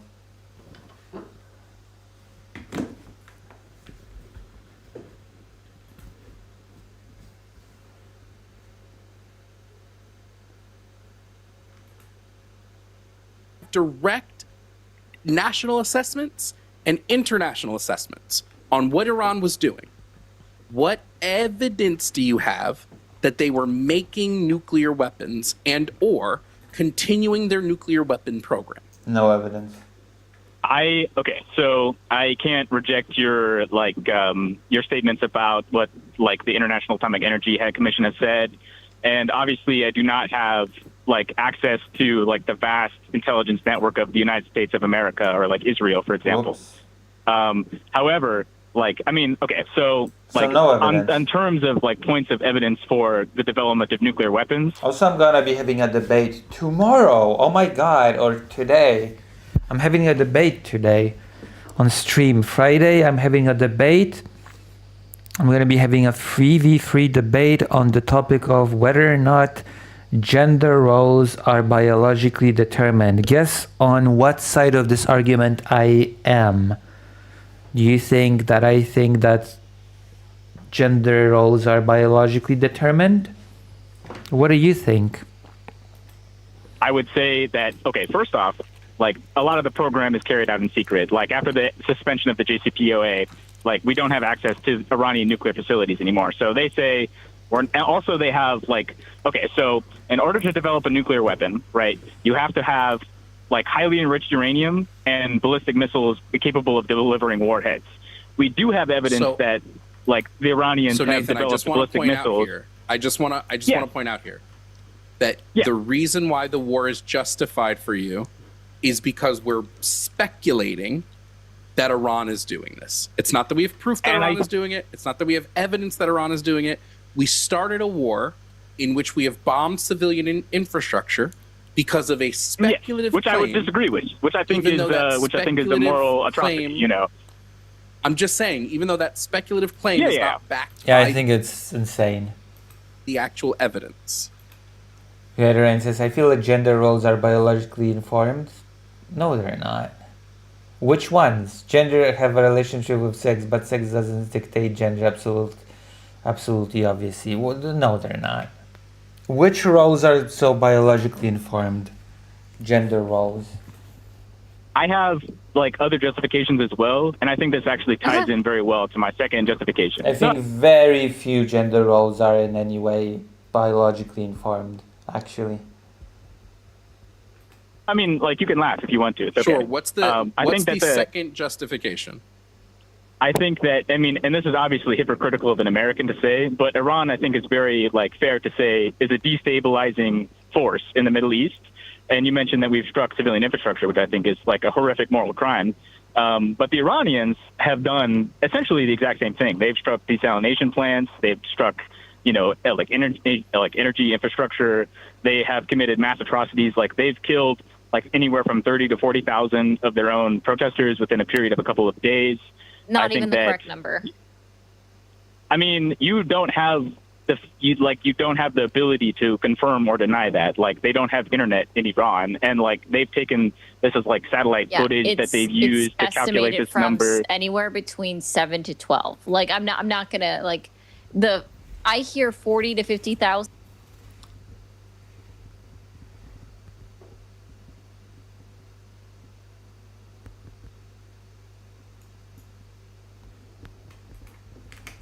Female informs the gender of woman and male informs the gender of man, but a female or a male can align with womanhood or manhood or both or either. Yeah, but what do those things have to do with gender roles, right? With the thing that the gender does. And the number keeps getting bigger every single time I hear a new number. And It's a shame that they only killed 7 to. It's a shame that they've only killed 7 to 12,000. Yeah, gender roles like woman cook. Yeah, exactly. Yeah. I don't think those are. I don't think there's a biological thing that says that created the stereotype woman in the kitchen, right? Women cook. Yeah. I don't think there's any biology involved in that. Of their own people instead of 30 or 40. I think rules are arbitrary. Yeah, I think so too. Which is why I'm gonna be arguing that no, it's not biologically determined. Yeah. There's no more issue with only killing 7,000 of your own civilians. Nathan, I'm just Nathan, exact, how many, dude. Get over it. How many Iranians died when the United States? How many Iranians died when the United States did a coup in Iran in 1953 and installed the Shah? Installed the Shah I don't leadership. think that How many Iranians died? I don't think that a lot, many. War is horrible, right? And I won't say that it's morally justified, but I think that we have good. I think that we have good, like, strategic justification for going to war with Iran, and I think that the strategic you can be anti-war. justification is Iran does this, so we should do this. I think that Iran. Okay, for instance, take the Strait of Hormuz crisis, for example, right? We have and I'm not pro-war. I don't agree with this war. I don't think that we should have done it. But to say that it's unjustified is incorrect, right? Wait. Like, we shouldn't have done it, but it's justified. Justification would mean that we should do it. If there's justification, that means we should do it. I'm not pro like the extension. Like, I'm sorry, it's just impossible to justify the war in Iran. It's unjustifiable. You have to do some weird mental gymnastics to try to justify that war happening. Of like the power of the American hegemon, like I wish that would be dismantled, but like the United States does not. The United States military does not operate under that. Like they don't agree with that sentiment, right? Their justifications for things are going to be different, right? So if that we was have the good case, strategic. I would have to say and posit. I would have to posit to say that you would not be okay with oh my gosh, I lost my train of thought for a second, but you wouldn't be okay with imperialist behavior that we're performing right now. You wouldn't care about the United States being the world police. Mm-hmm. I don't think that it is appropriate for us to like extract resources and like destabilize the economies and governments of other nations to benefit ourselves. No. Not what I said. And I don't think that inherently. Wait, but that's what we're doing. Yeah, we're literally doing that in Iran. Yeah, and we're being the world police. But that doesn't mean that it's unjustified, right? I think that it's morally unjustified, right? I think that it's morally unjustified. I'm not going to try to make a moral argument for any war. I don't think that's possible, right? But I think that like war is like a pragmatic manner, right? And like I guess like I'm not going to be like. I mean, you can make a moral argument as to why a country should be allowed to defend itself against an aggressor. I think that's reasonable. I'm not going to be cornered into trying to like defend the war in the essence where I think it's like a good thing to do. But I think to say like we don't have any reason to go to war with Iran like kind of ignores like geopolitics in its entirety. And like I don't like Trump. I think he's a fucking moron, and I think this war is stupid. And I think that it's a serious evidence. I just want to point out the reasons why Trump has claimed we went into Iran is that Iran was 2 weeks away from having a nuclear warhead. Which is very interesting considering that last year he said that he completely destroyed Iran's ability to make a nuclear weapon. This is incorrect. Which is bullshit, right? Yeah, so and I agree. Like they've been 2 weeks away from. Reason number 2 that Trump said we went into Iran. Reason number 2 was the way that Iranians treat their own people. This is not. Yes, and number 3. And number 3, because hold on. Well, it is the case. It is the case. Hold on. It is the case that the Iranian regime. Hold on. Hold on. This is not a justified reason. When Donald Trump has stated he does not care about the people of Iran, he does not want them to have a democratic state where they get to control their own people, and instead he wants to install a leader in Iran that he can control. So therefore, reason number 2 is not justified. So what? Yeah. So these are 2 reasons stated by Donald Trump for starting the war, both of which are unjustified. Third reason for going in, and this is something that they've sort of dropped, and I think that this is one of actually the better reasons for justifying the war in Iran. which is like to dismantle the axis of resistance, right? Which is our principal like opponents in the Middle East. And like if we're going to go to war with China, right? Okay, here's the real deal. Like here's the real deal. Here's why I think that it's strategic. Well, okay, no. But like, dig this, right? Dig this. This is like what I really think that the deal is, right? Which is, I mean, whatever you think about the war with China, like that's where we're going, right? And just imagine that you are a war. Okay, that's enough. Okay, I think that's enough. We're gonna do the topic of today, which is gonna be gay as hell. News. Ooh, U.S. senators demand answers. Okay. Putin doesn't want peace, he wants Ukraine. Whoa, no way. No way, really? Zelensky vows just response after Moscow's mass assault kills at least 12 people in Kiev. Which I was here for it. Ukraine corruption probe tests trust in Zelensky's leadership. Kyiv accuses Russian commander of ordering beheading of Ukrainian soldiers. That is what's happening. Was the KGB involved? Poland sets up team to examine Epstein scandal. Warsaw says no cuts coming as Pentagon holds 40,000 troops deployment to Poland. From patron to dependent, Russia slowed the slide into China's orbit. But I'm looking for something.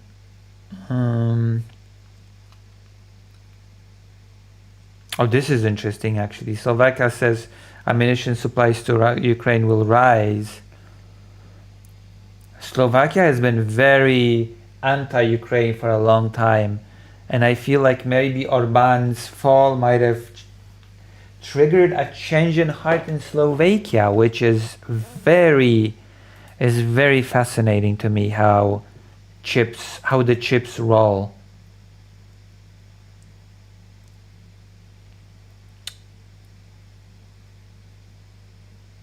Right?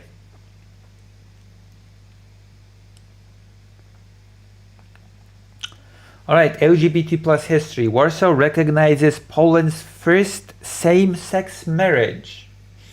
This is the topic. This is the gay topic that I was talking about. Hold on.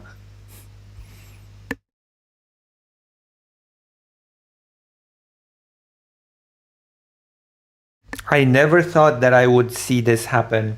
I genuinely never thought that I would be making a segment about that, about Poland, or rather Warsaw, the capital of Poland, recognizing Poland's first same-sex marriage.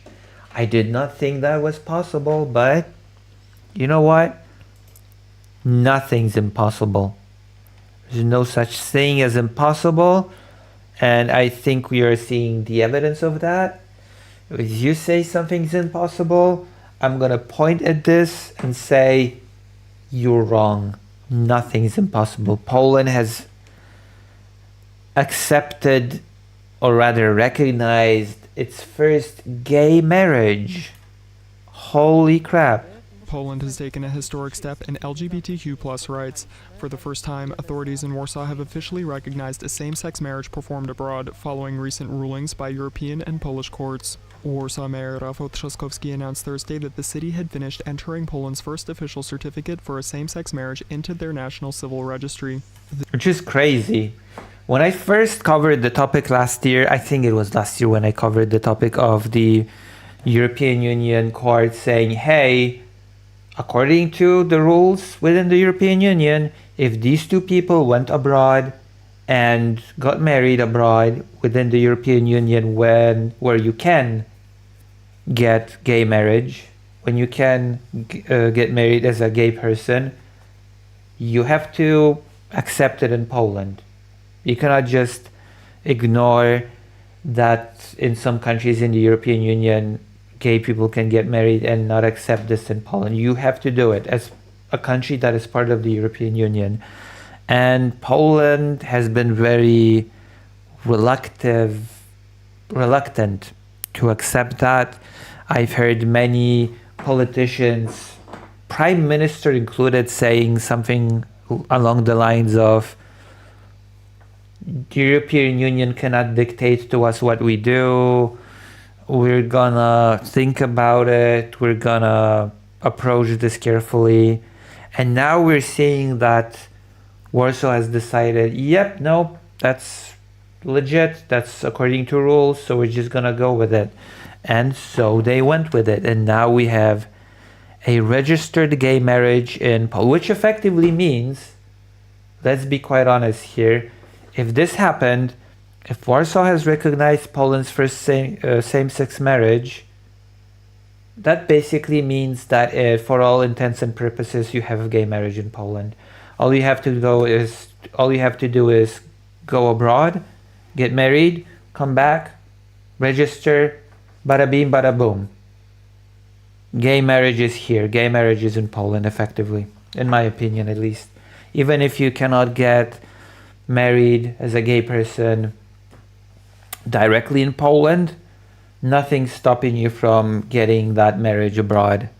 You're gonna be legally recognized in Poland as well, which, right? It's just, I don't see, apart from the physical place where you do it, at the end of the day, I don't see a meaningful distinction.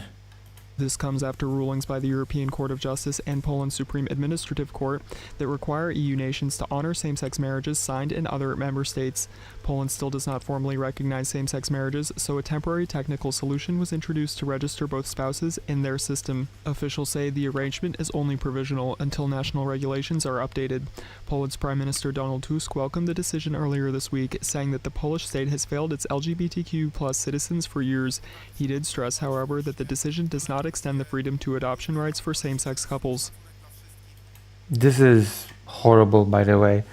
The fact that it's still considered some taboo in Poland to talk about same-sex couples adopting is disgusting to me. There is mountains of evidence. There's just data, study after study, meta study after meta study that demonstrates that there's no negatives to same-sex couples raising a child together, adopting and raising a child together.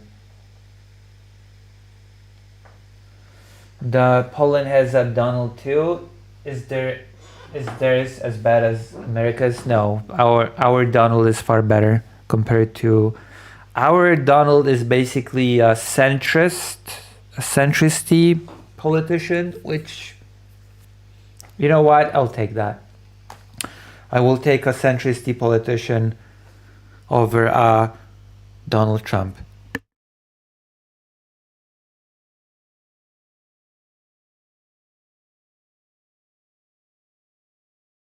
Yeah, but I do find it pretty disheartening that, against all evidence, Poland will not even entertain the discussion about same-sex couples adopting children, which is just, what a joke.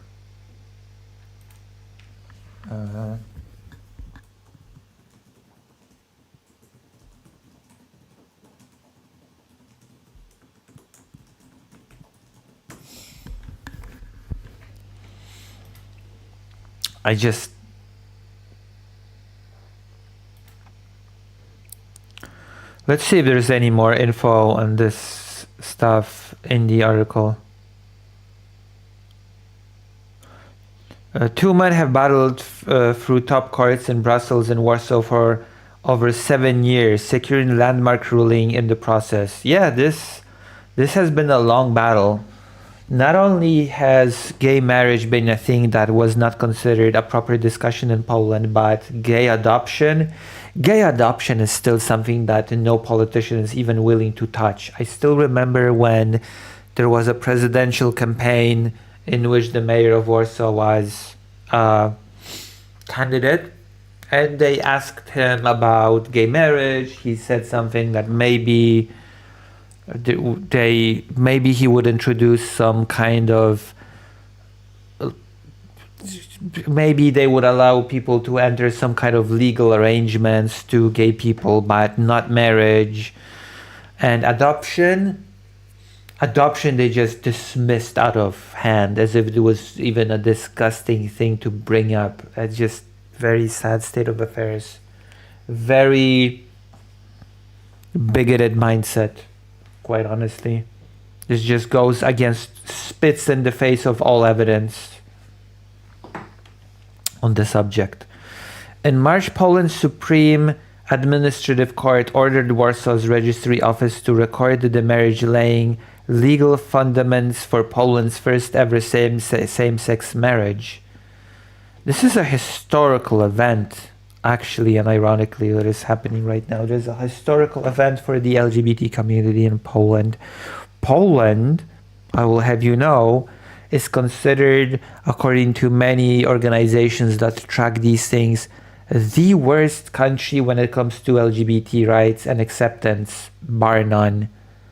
The only countries that are worse are countries like Belarus, countries like Russia. Ukraine is better on LGBT than Poland.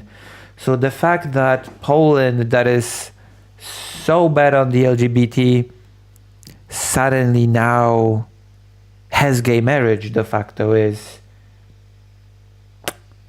that is quite a leap, I will say. That is quite a spectacular leap for the Polish LGBT community. That is quite the spectacular leap. I still remember, as if it was yesterday, when I was talking on stream about the Polish Stonewall. Still remember when that happened.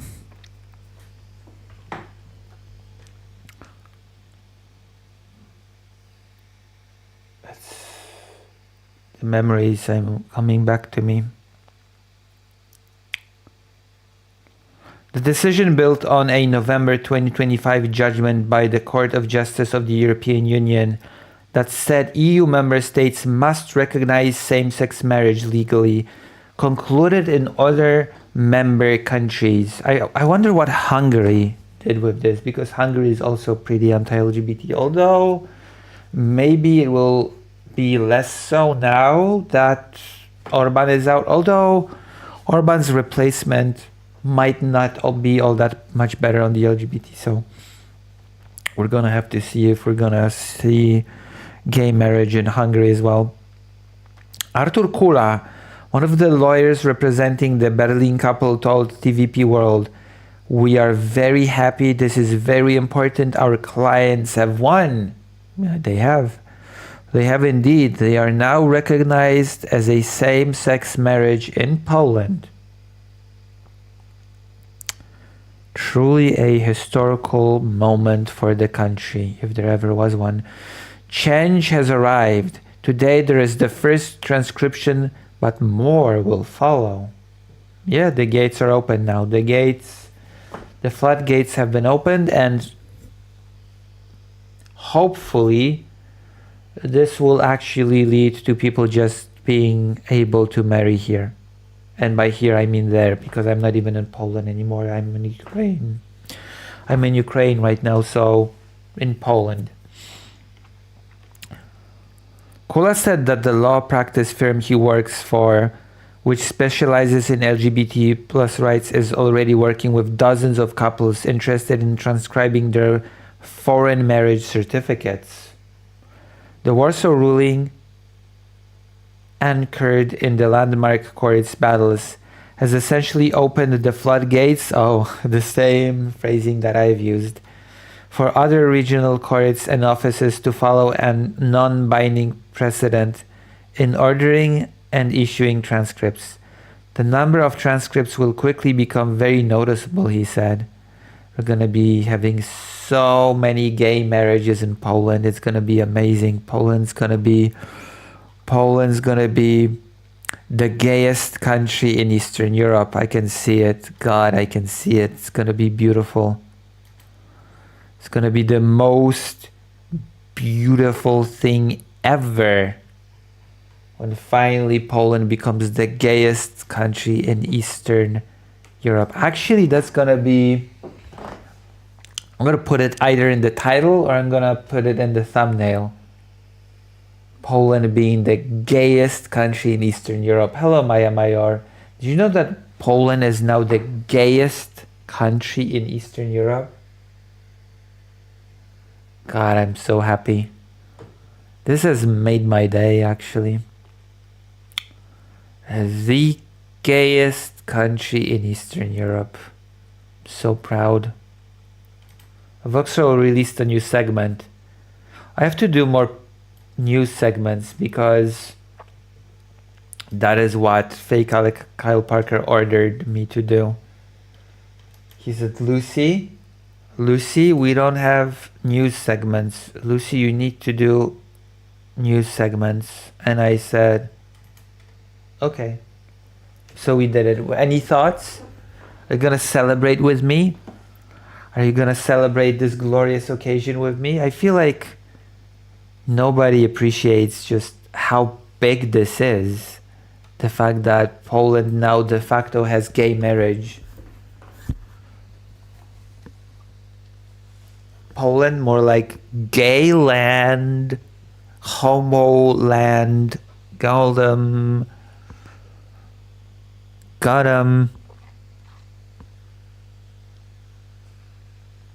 Homosexual. There's a homosexual country. But there's one more topic. Okay, there's more than just one topic that I want to cover. There's more than just one angle. Every country needs to be gay. One country at a time. One country at a time. Now let's go. Slovakia says ammunition supplies to Ukraine will rise. That is interesting because for the longest time, actually, Slovakia has been quite anti-Ukraine, which is very interesting. Robert Fico is from Slovakia, right?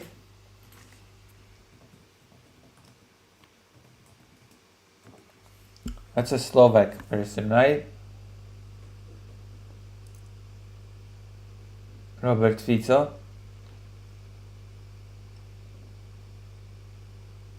Right.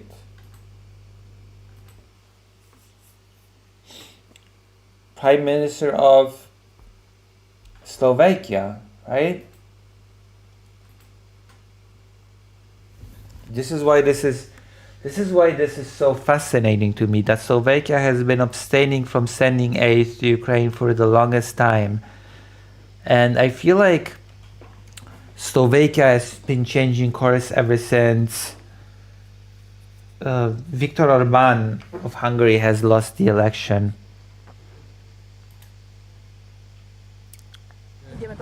Slovakia's President Peter Pellegrini has pledged to further increase ammunition supplies to Ukraine. According to the TASS news agency, the Slovakian leader told reporters that Bratislava is supplying millions of rounds of ammunition to Ukraine on a commercial basis, and that this volume will continue to grow. On a commercial basis, also selling. That's not aid. This is very disappointing. Speaking after the Bucharest 9 summit hosted by Slovakia, Pellegrini said his country has become one of the largest producers of ammunition of various caliber in NATO. Pellegrini said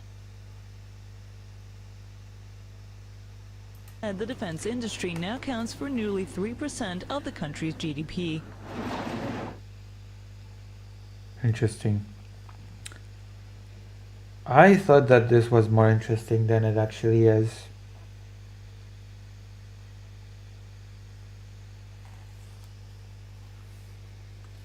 But that does not seem to be the case. I thought there was more to this story than this, but whatever. Poland's still among EU's fastest growing economies despite modern slowdown. Okay. Crypto collapse.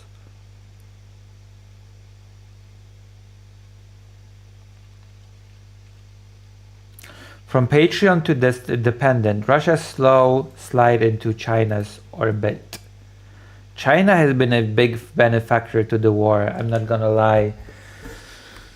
There is an interesting phenomenon that has been happening with Russia when it comes to war in Ukraine, and that is that it arguably went from being a global power, because Russia was respected more or less as a global power before the 2022 invasion. But because it invaded Ukraine and failed, let's be honest here, Russia expected the invasion to go completely differently than it went. Russia did not expect to be boggled down in Ukraine for 5 years. We're on our 5th year of the war right now. And Russia went from global power to arguably regional power. Russia has not been able to support its allies like Syria, like Armenia and many other places. Russia's influence over the world has vastly diminished. Russia's relationship to China has significantly changed. Russia has been extremely dependent on China during this conflict, and some people, some more radical commentators, have described Russia as becoming a vassal state of China. Now, whether or not that is true is debatable, but one thing is completely factual, completely undeniable, and that is the fact that definitely Russia has become much more dependent on China than it has before. On Russian parts, on parts that China has been delivering to Russia more or less secretly. I guess China has also been a consumer of Russian energy. China has been buying Russian energy, and in a few more or less obvious ways, China has been keeping Russia afloat when it comes to this war. Russia's weakening position in Asia is giving China growing leverage over Moscow, with the Kremlin's war in Ukraine accelerating a shift that could leave parts of Russia's Far East increasingly dependent on Beijing, an analyst told TVP World. Royben F. Johnson, director of the Asia's Research Center at Kazimir Puavsky Foundation, said on TVP World's Eastern Express program that Russia's fears over Chinese influence in the Far East go back more than 30 years. I'm just gonna watch this. Hello, I'm Jonasz Lewiński. Welcome on board the Eastern Express, and as always, I hope you enjoy the journey. For years, the Kremlin sold Russians... Like, who needs reading when we can just watch a video and react to that, right? Reacting to videos is more in line with the format of my show, I feel like. A fantasy. Russia, the eternal great power. Russia, the civilizational fortress. Russia, the proud empire standing... The Ruski Mir. Russia has been trying to rebuild that empire, but instead became a regional power. It's basically thrown away its...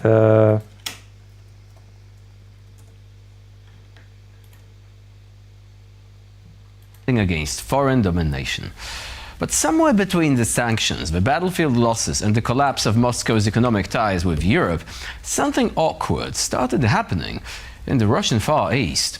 The signs are everywhere now. Chinese businesses, Chinese logistics, Chinese capital, Chinese supply chains, you name it.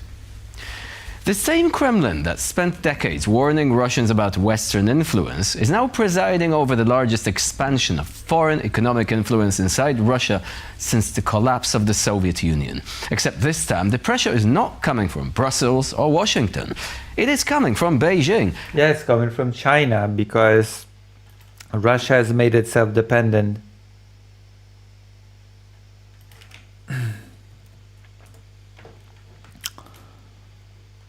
And with the kind of long-term... By the way, Trump has visited China. It's an important thing that I should probably cover. The fact that Trump has visited China in order to beg China to help with Iran. But instead, China has used this opportunity to tell Trump, yeah, if you mess with us when it comes to Taiwan, we might have problems.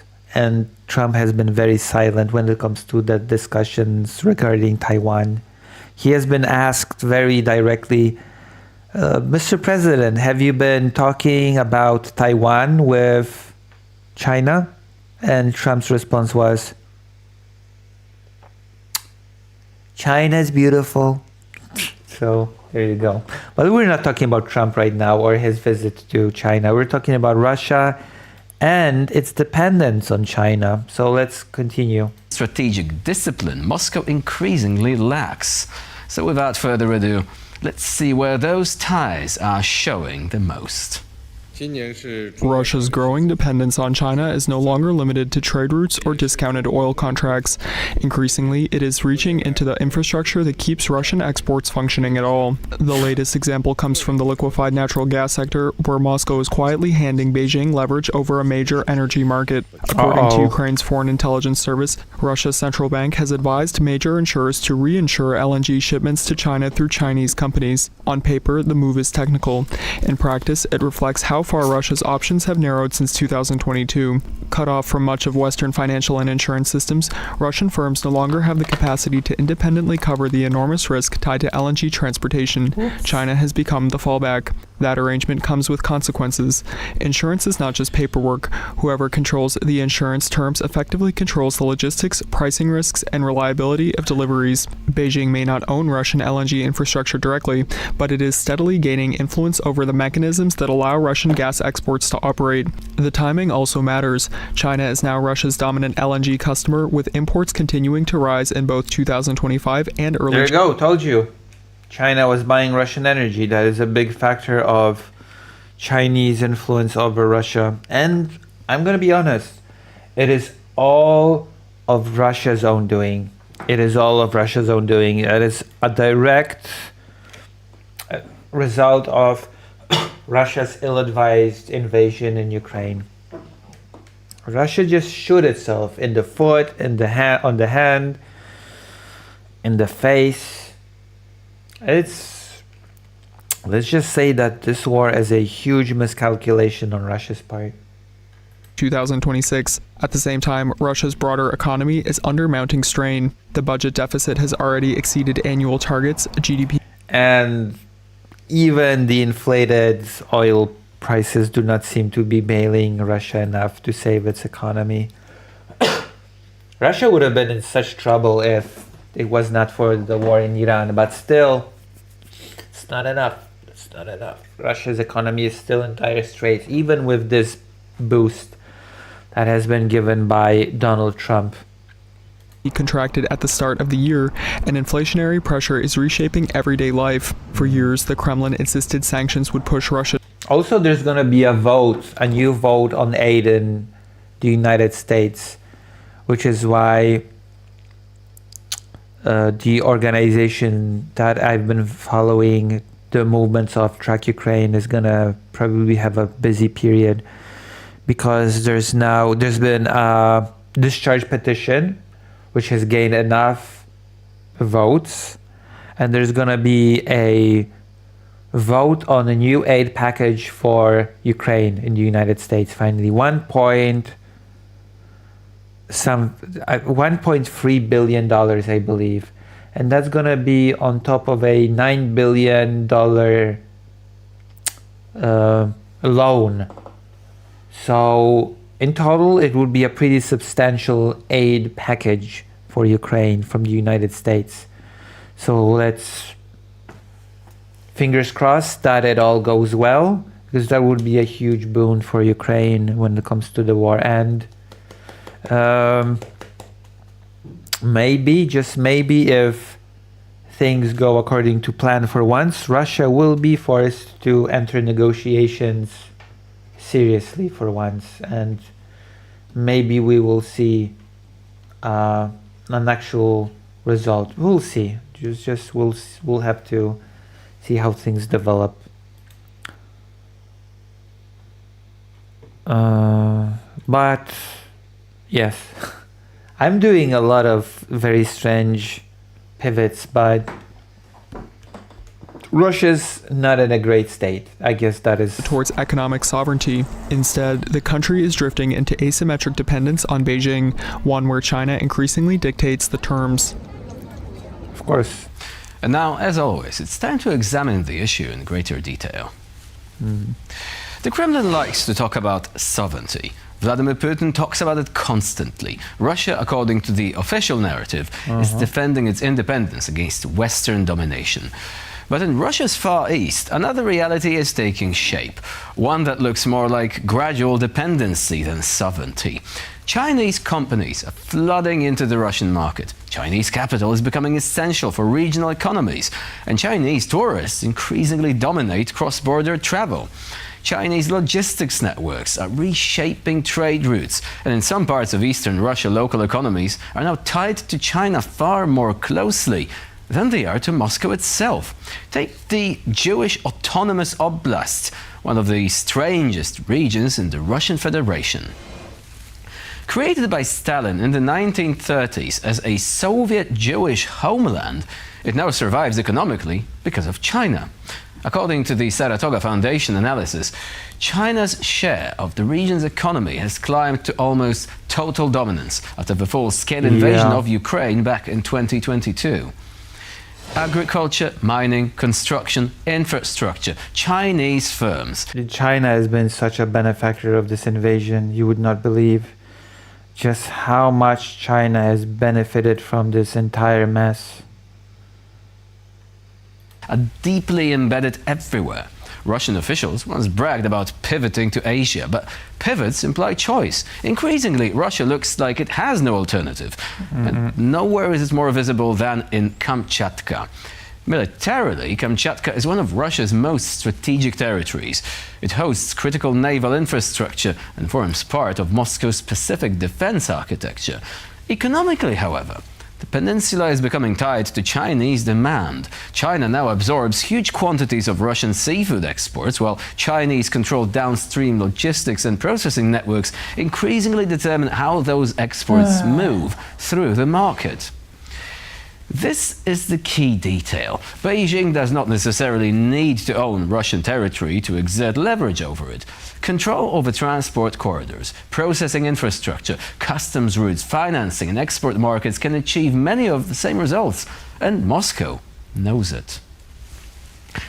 That is why the Kremlin has started nationalizing strategic port assets and limiting the formal ownership rights available to Chinese firms in places like Kamchatka.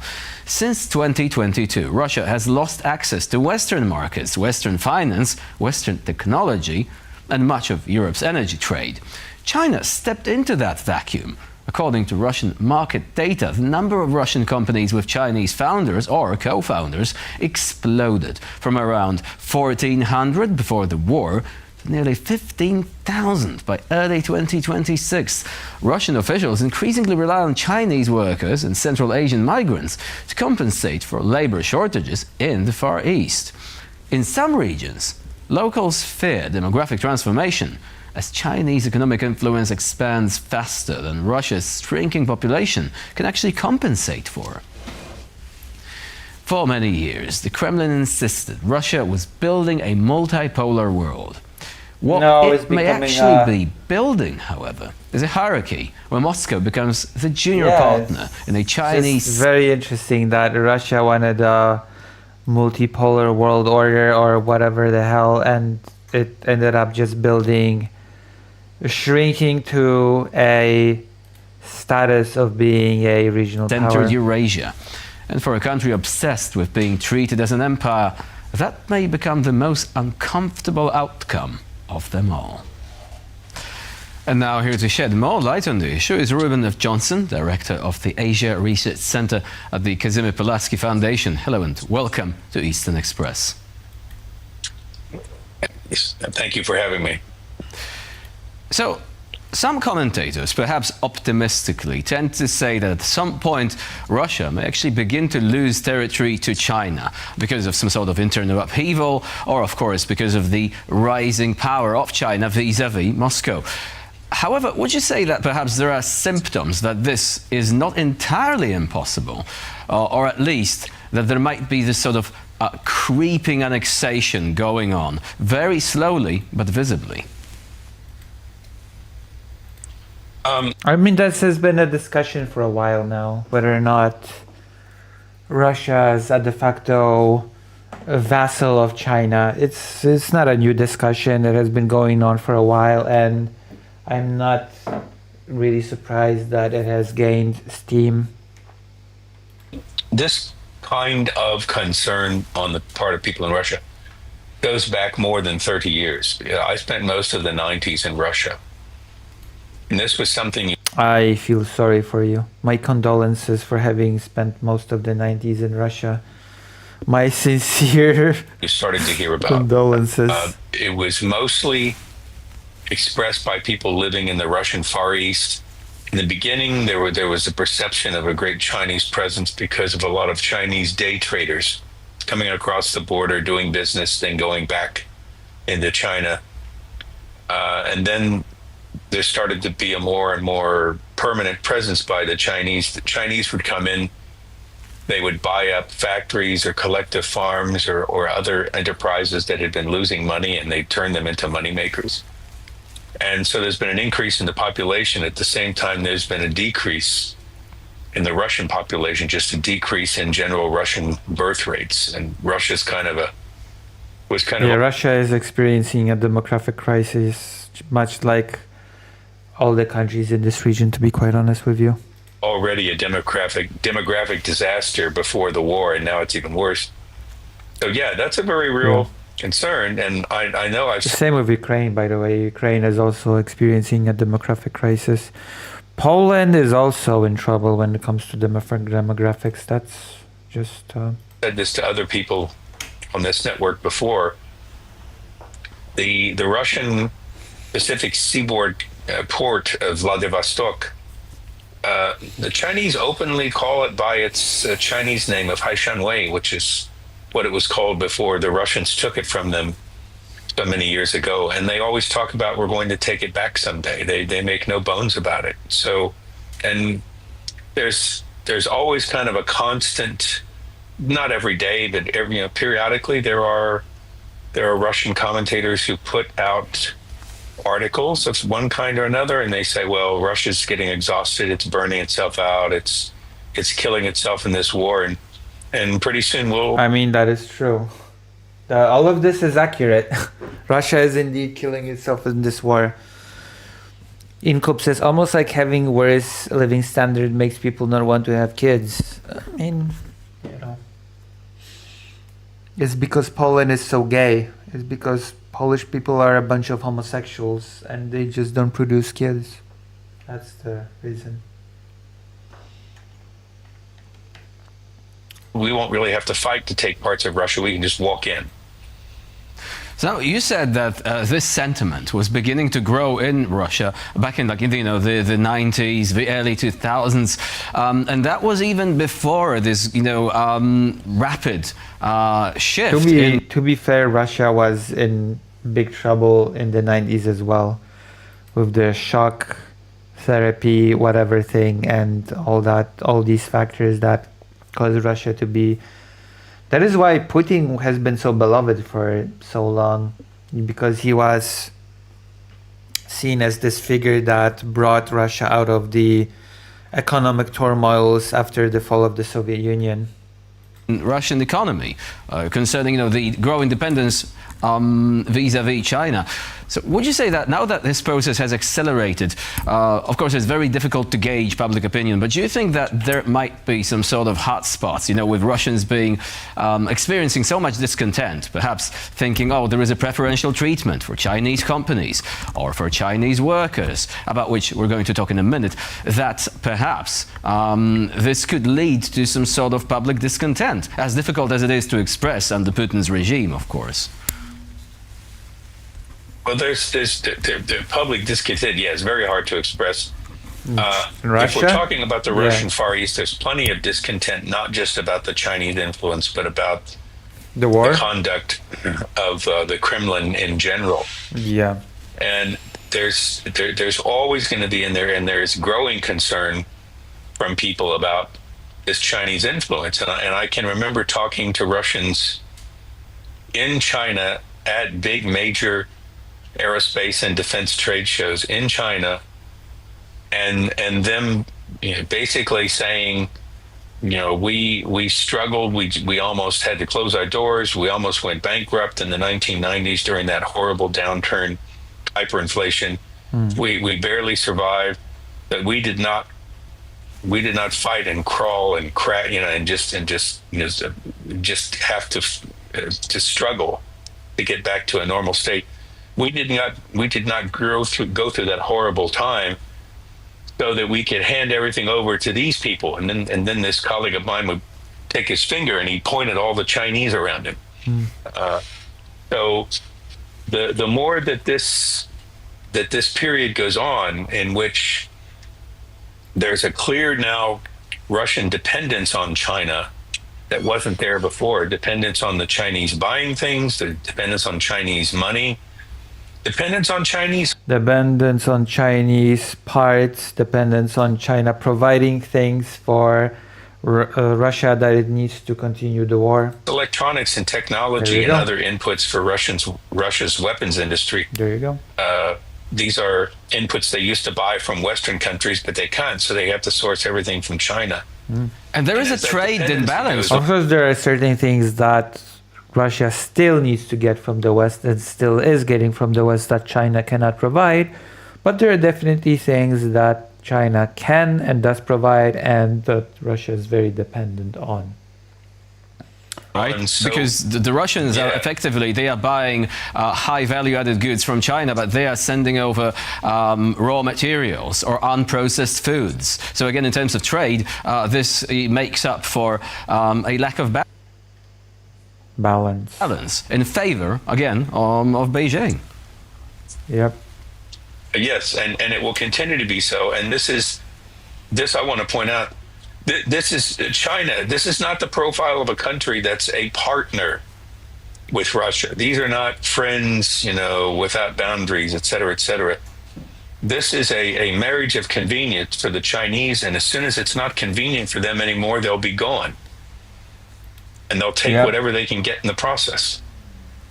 So it's more like a core periphery relationship, at least in these regions. We're talking about the Amur region, for example, and some people might say, oh, just one region of Russia, what does it matter? But this is like 300 kilometers, actually a bit more than that, which is more or less the surface area of Poland or half of Ukraine. So we're talking about this kind of area that is slowly being lost, at least economically, to the authorities in Moscow because of the Chinese influence there. 300,000 kilometers. This has been going on. Yeah, this has been going on for a long time. It's for a lot of Russians, it's like that. But it's definitely accelerated. It has definitely gained steam. This whole thing. Proverbial, the frog in a pot of water doesn't realize he's going to die until it's too late, as the temperature slowly rises up. As the water's being boiled. It's that sort of a phenomenon for the Russians. And they also have a different relationship with the Chinese today, in the sense that if you talk with people I know in the aerospace sector, they talk about in the 1990s, the Chinese were so grateful and bowing and scraping and saying, oh, you teach us everything. Oh, this is so wonderful. Oh, because until these huge arms deals of the 1990s, the Chinese could not make a decent jet fighter aircraft on their own, couldn't design a decent aircraft engine, couldn't design a decent missile, etc. They got all this from Russia, and they were very, very almost obsequious. Today, they're the exact opposite. They're very imperious, they're very demanding, and it's clear that where China was once the junior partner, they're now the senior partner in the relationship. The entire dynamic is flipped.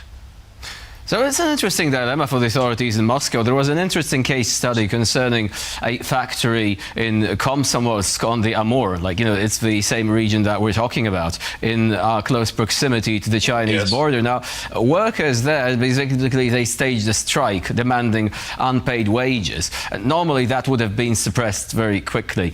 But then again, the authorities there had to engage in some really very, very kind of like tight maneuvering there. They didn't want to anger the local population. They didn't want to show preferential treatment. But then again, diplomatically, they could not crack down on these protests. But there's more about this, because it's apart from being a case study, also demonstrates this sort of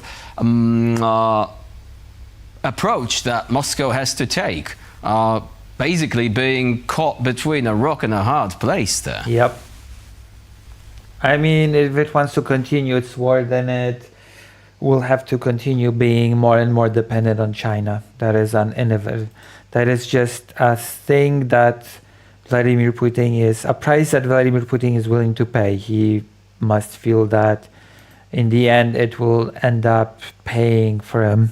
That it will end up kind of calculating, and that gaining Ukraine will just offset all the losses that Russia is suffering from right now by becoming a vassal state to China.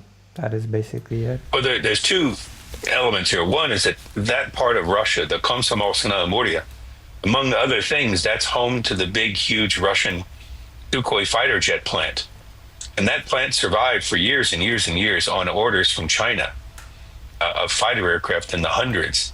So there's a huge dependence on the Chinese, and then not just the one factor, but there's always a whole huge constellation of second and third order suppliers. So that's one aspect. The other aspect is that federal authority in that part of Russia just isn't, there's not much federal authority there at all. I mean, there was almost a revolt many years ago in that part of Russia because there was a proposed law that would ban right-hand drive automobiles, and there was almost a revolution because the majority of automobiles in that part of Russia are right-hand. Trans people have been banned from driving in Russia, by the way, and gay people Drive cars which are imported, used from Japan. It's a huge industry, and that's literally what most people learn to drive on, even though they don't drive on the left side of the road the way right-hand drive cars do. So, but that's just one example of how it's almost a different Russia, and it's so far from Moscow. And Moscow has very, very few levers now it can use to bend people to its will, particularly now. If it is so different, then can you see a different dynamic? Because we are talking about the discontent, about the Chinese influence. But what about those people living there who don't really feel that much, emotional attachment to the authorities in Moscow? Perhaps they might be descended from the indigenous peoples of those regions. So again, they don't have that much to do with Russia's ethnic core. Wouldn't they essentially look at, the Chinese influence, the influx of business, of trade, and say, well, this generates prosperity, why? It's a bit more complicated. Should we rebel against that? Shouldn't we just play along? Apparently, there are some local authorities which basically say, well, we want to facilitate this because this generates profit. This allows our communities to grow. And again, Moscow has a tough nut to crack when dealing with these dynamics. Yeah. I wouldn't say there's any sort of ethnic or nationality issues that drive this to any degree. But what it is that they're so far from Moscow. That is definitely a factor, the fact that there's a proximity thing. Saw this a lot in the 1990s, not just but in other parts of Russia and in Siberia. And the attitude is always, well, Moscow isn't doing anything to help us. We're not getting anything from them. We're having to survive. And Moscow is actually so busy right now with the war that I assume that's an assumption, but I think that is a pretty fair assumption that Russia does not have as much power to spare to keep the far periphery in line as much as it would like to, considering how much its hands are tied in Ukraine. on our own. So, if they're not paying this, if they're not taking care of us, if they're not supporting us, they really don't have a right to tell us about what we're going to do next. And the Chinese have encouraged this sort of independence. And I remember it was very, very clear a number of years ago when... And this sort of thing is one of the reasons also why Russia is so desperate to win the war. Because if Russia does not win the war, if Russia ends up with a peace deal that is not satisfactory to the ruling class and to Vladimir Putin, then Russia as we know it might be in trouble, to put it lightly. This regime definitely would be in trouble.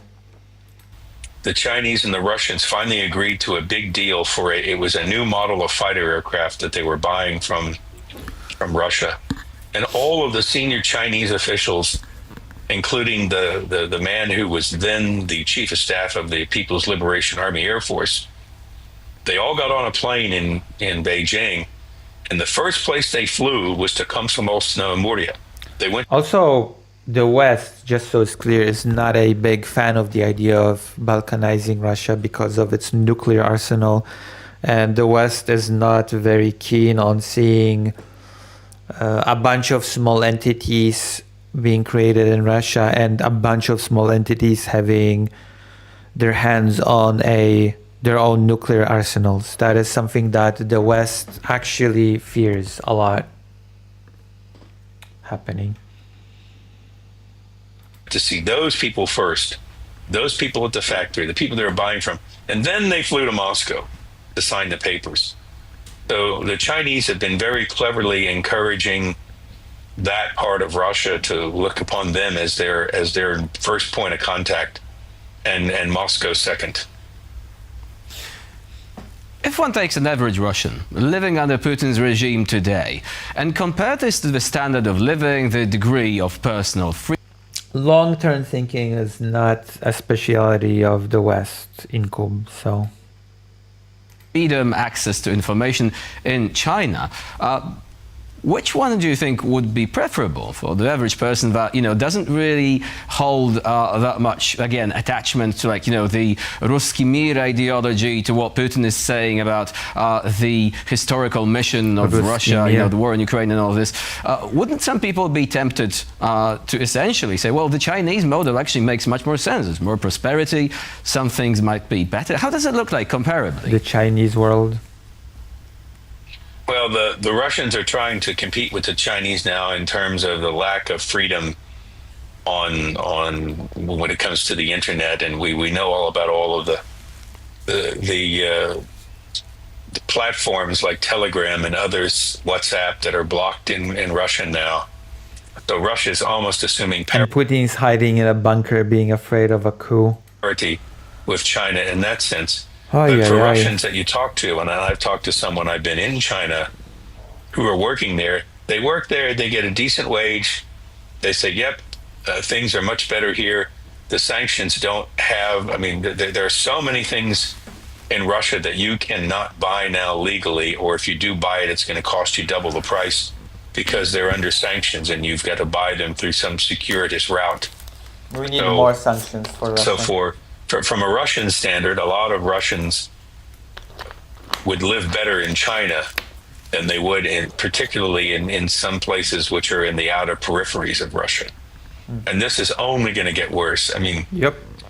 And I don't just mean economic conditions. We're seeing situations in Russia now, in areas far from the center, where there is just absolute, the cities are in absolute disarray.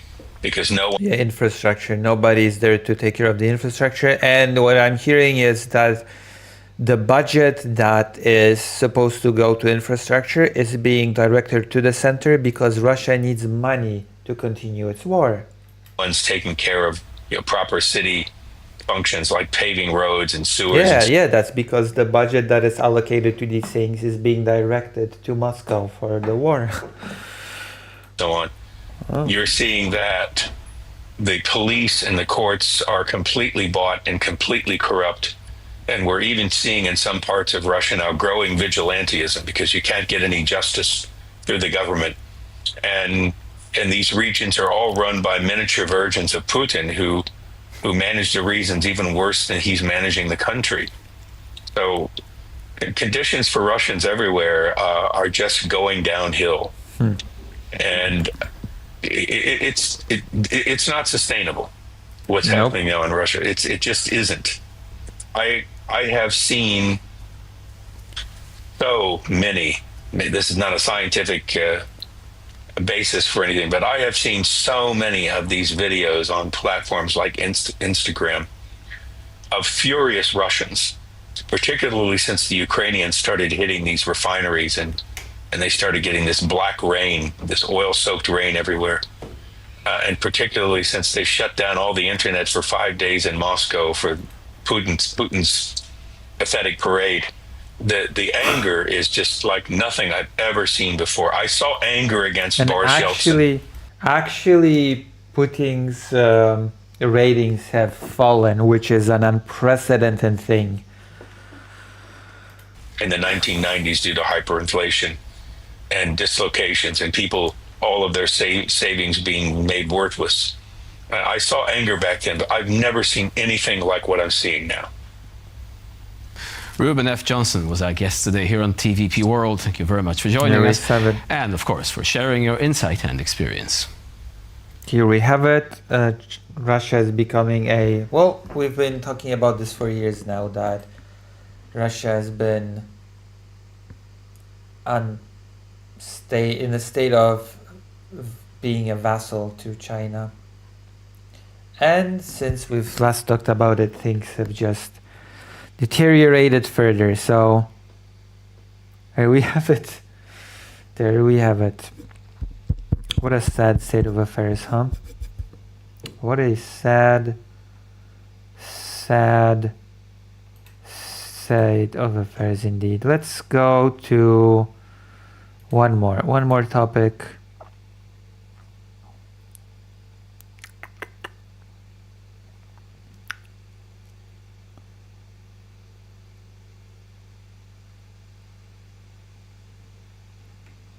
Putin wants Ukraine. There's a leaked thing that came out about Russia's latest attack on Ukrainian cities showed that President Vladimir Putin is not preparing for peace, but trying to force Ukraine into a submission.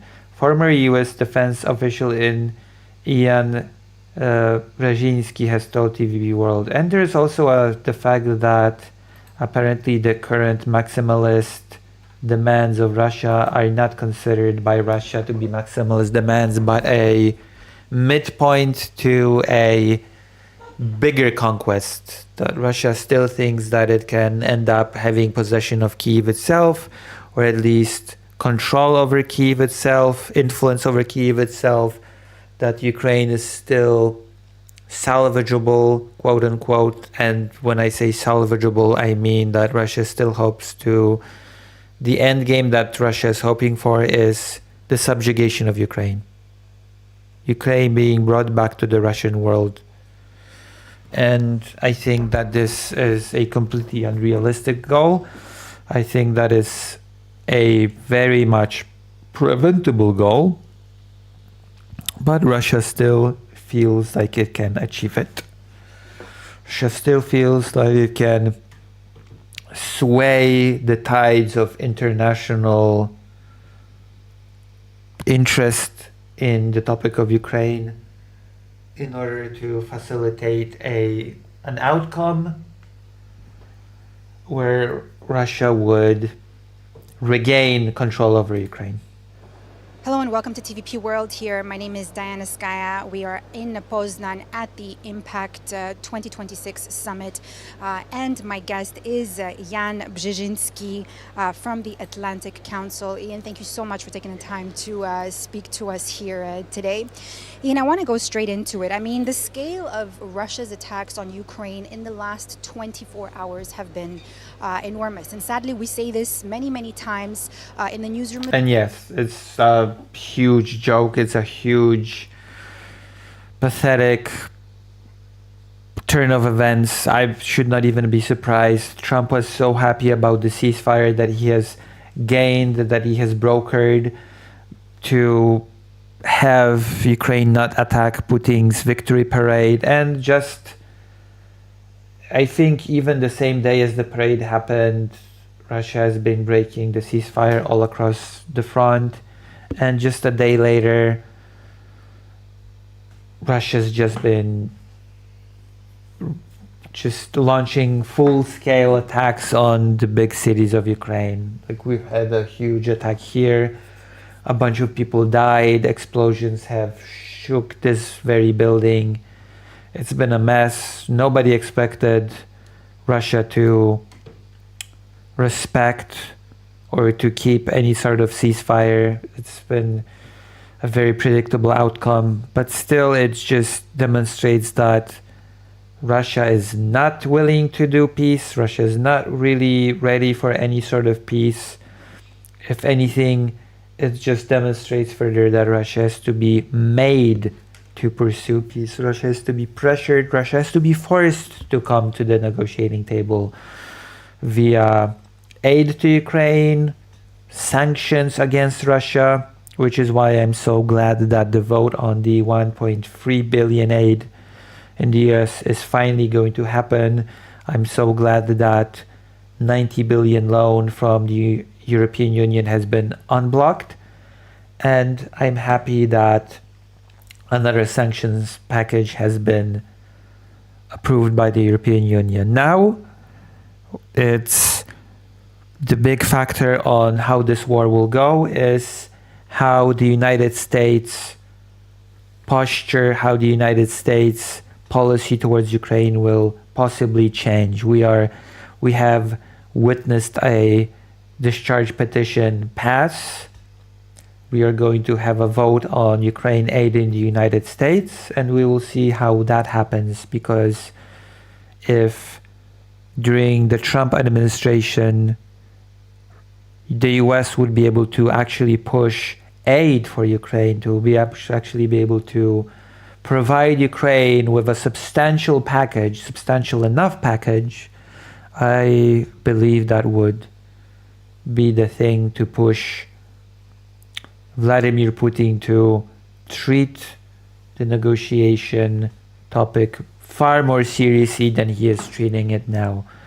If his calculations about the United States would completely backfire, it would blow up in his face, so to speak. If the United States would prove to be a more reliable ally to Ukraine than Putin would like, I believe that would actually push Russia to sit down and discuss a peace that would be a lot more fair to Ukraine. But we will have to see if that happens. Israel, right? That it happens all the time. They keep being destructive and destructive, right? Right now, Russia seems to feel like it's winning the war. Right now, Russia feels that it can just weather the storm. The United States is not currently supporting Ukraine and just have to wait out the European Union, cause disarray within the European Union. Russia feels that it can win this war, and it should not feel that way. Russia should not feel that it can just weather these storms. It should feel that the war has become unsustainable. It should feel that the support for Ukraine is far stronger than Russia's ability to continue this war.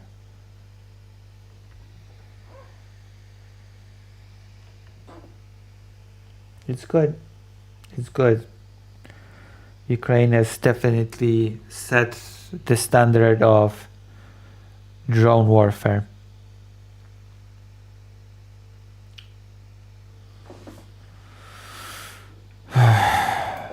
President Trump, though, before he headed off to Beijing, he said that apparently the war is coming to an end. Don't you find that a little bit ironic?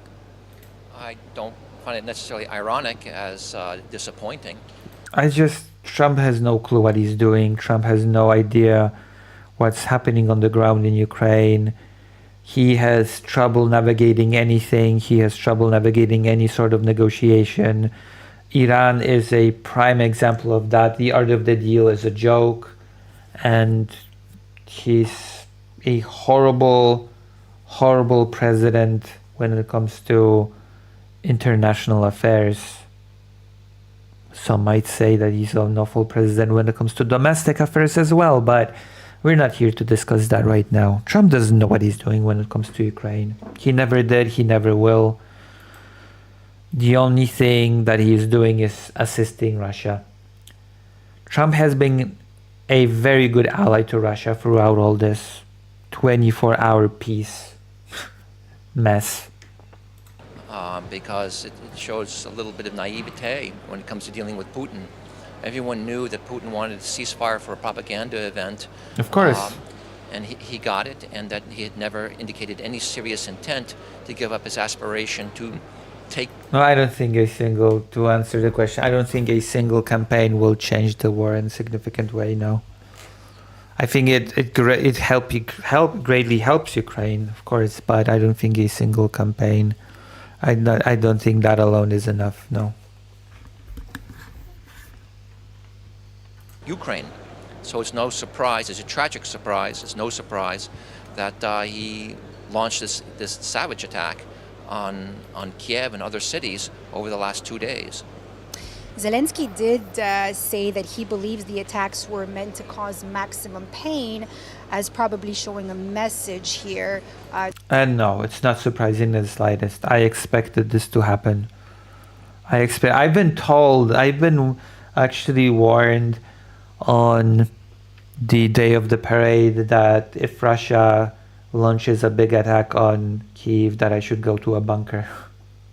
To Trump, the fact that he's in China. What do you think that it correlates here, or what would you say? I don't know if it would... Trump is in China because of Taiwan.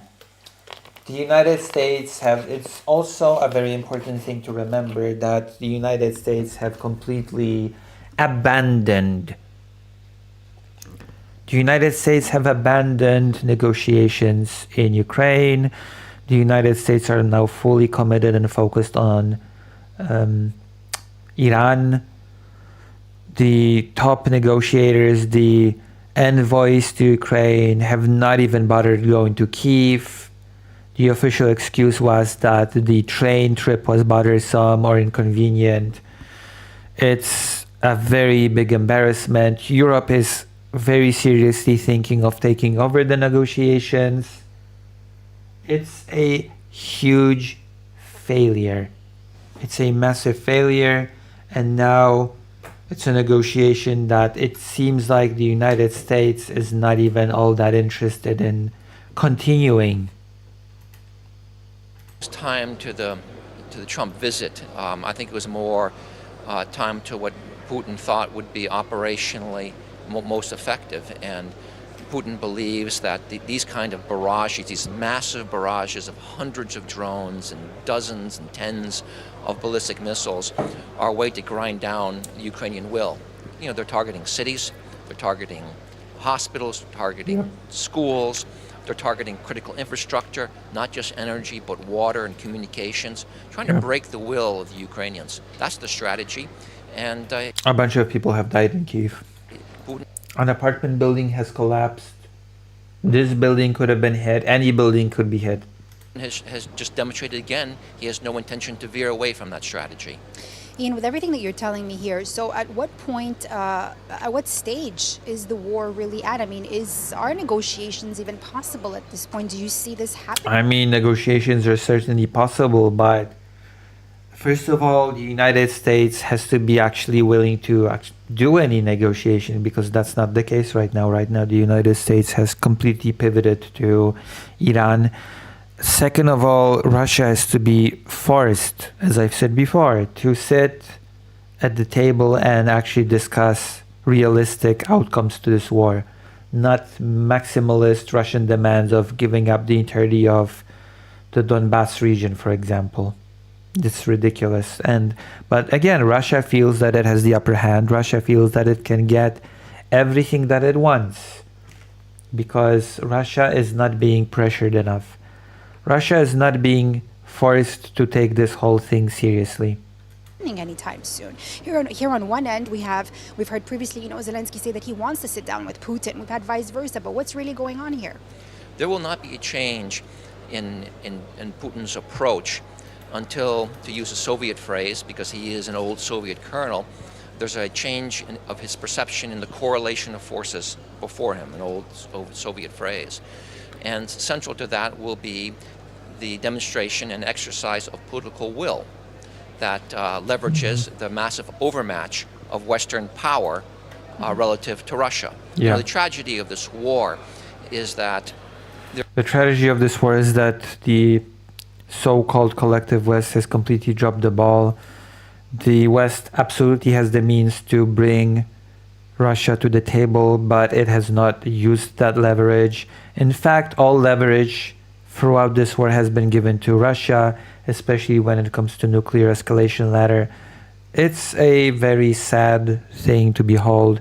Europe alone dwarfs Russia's GDP collectively, and if you add on top of that the might of the United States, this war should not have gone for as long as it had. Russia should not have been able to gain as much ground as it had, but here we are. The reality of the situation is what it is. We live in the world that we live in. We are in the timeline that we are in, and there's no point in actually complaining about it now. All we can do is think about the future, think about what can be done now, think about what can be salvaged, and do whatever we can to move things in a better direction. there is this overmatch in power the West has failed to exercise. I mean, think about it. Here we have a Western alliance, just NATO and the United States alone, having a GDP of $55 trillion compared to Russia's less than $2. Defense spending, it's $1.5 trillion or more now in NATO. Russia spends some less than $200 billion on defense, and much of that is geared towards suborning Ukraine. Think of the ideological advantages, the alliances that Europe and the United States can bring to the table. How is it we're not absolutely crushing this invasion and ending it on terms that are just, that our terms are defined by us? It's a matter of political... Excellent question. Excellent question. I would say that the interests do not align for many people, especially Donald Trump. Political will, not capability. And until we exercise that political will, this war will grind on. But I mean, at the same time, Ian, Yeah, I might be still here in 2028. we're hearing, we're hearing more and more Western officials say that we could learn from Ukraine, especially when it comes to drone technology, battlefield innovation. Do you think that Ukraine actually changed how Europe thinks about defense as this war drags on? Well, there are two questions at play here. I mean, there's the operational level, and yes, everyone is learning from the Ukrainians. We are learning from their sacrifices, we are learning from their tenacity, we are learning from their innovation. And in fact, this war has showed how war has changed, moving into drone technologies, the return of mass, the brutality of static battlefields, static lines. But the other issue is, again, the issue of political will. When are we going to learn? We've been hearing this for years now. Political will, political will, political will. The lack thereof. Is in our interest to take the risk necessary to enable Ukraine to end this war on its terms. So much we haven't learned that lesson yet. When are we going to learn it? I don't.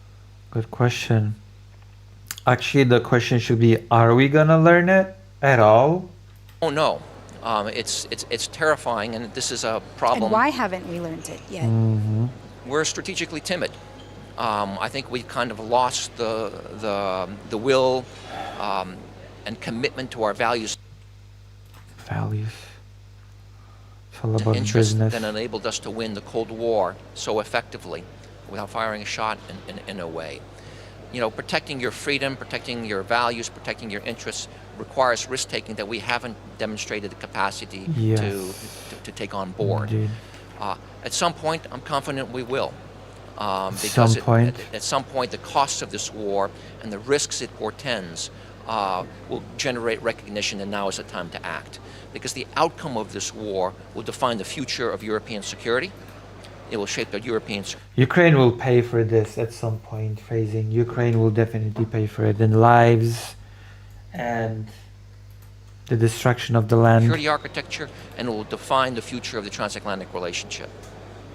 Those are very strong words, Ian. I just want to ask you really quickly about domestically also. We're seeing a lot happening inside Ukraine. More specifically, President Zelensky's former right-hand man being arrested, of course. Andrei Yermak taken into custody over money laundering charges. Do you think now that Ukraine is, excuse me, doing enough to fight corruption? I think Ukraine is doing a lot when it comes to fighting corruption. And even if the West is not happy with the speed, with how things are going, I feel like Ukraine is doing a lot. The fact that high-profile people are being investigated into is a testament that things are happening in a positive direction when it comes to fighting corruption in Ukraine. Zelensky's position now. I'm among those who feel that the West tends to exaggerate corruption in Ukraine. True. The fact that, a close personal friend, closest advisor to the president is now being investigated, to me, shows the system actually works. Yes. I don't know enough of the details of whether these charges are fair or unfair, but there's a process there. And, there are businesses. Before this war started, there were American businesses operating in Ukraine. They were operating without bribes and such. They were operating as professionally and legally, as Polish firms have done. I look at some of the NATO allies and their levels of corruption. I really wonder if they're that much better than what's going on in Ukraine. And then we should never forget, Ukraine has been under extreme stress from the Russians from day one. And one of the key tools that Russia has been using to undermine Ukrainian sovereignty, undermining Ukrainian unity, has been corruption. And the fact they've been able to sustain themselves against that pressure, I think, is as a testimony to the, shall I say, the legal health of the Ukrainian economic system. I agree with this person. We too often use corruption as an excuse not to take the action necessary to help Ukraine win this war. Not to focus on the one where the focus needs to be. Ian, let me shift gears here. Now, Donald Trump thought that he could pull Russia away from China. That failed. If you agree. So now my question to you is he trying to move China away from Russia? No, he is trying to gain China's assistance with Iran. Trump's not thinking about Ukraine at all right now. He's thinking about Iran, his complete failure when it comes to the blockage of the Strait of Hormuz, and that's where his head is at right now. And China is leveraging that to push the subject of Taiwan. That's an interesting question. I'm not so sure that Russia was the primary focus of this of this summit. Not at all. Underway now between Trump and Xi. It's all about Iran. This is the first summit between the two countries in a long time. I think Trump's main objective is to perpetuate a sort of ceasefire or truce in the trade arena. Because he doesn't need more economic pressure on us. In a way, that's a shared interest that Xi has. His economy is stronger than we'd expected, but still very, very fragile, and he doesn't need a shock. I think second in Trump's agenda is, of course, exports. And third is to get the Iranians, to get the Chinese to help him on Iran, to help pressure I don't think the war in Ukraine is a topic for Trump in China in the slightest, to be quite honest with you. To an end of the war that meets our requirements. But Xi's got a very different agenda. In a way, I think he's succeeding in attaining that. He's seeking to underscore Chinese parity with the United States. He's seeking to underscore China's rise as a global power and America's diminishment of a global power. And Taiwan. That's the main Xi objective. And second to that, of course, is Taiwan. There you go. So with everything that you're saying, if I just bring your focus back to President Trump, is he abandoning Europe? There's a tendency to exaggerate what Trump is doing. I think Trump is not as committed to European security as his predecessors. We're already seeing him withdraw I don't think Trump's really committed to anything, but that's neither here nor there. U.S. forces from Europe. Poland has already experienced that with the withdrawal of air defense systems. Romania is having had a brigade removed. There's rumor that there may be a reduction in the U.S. presence here in Poland. Trump doesn't see There has been that rumor.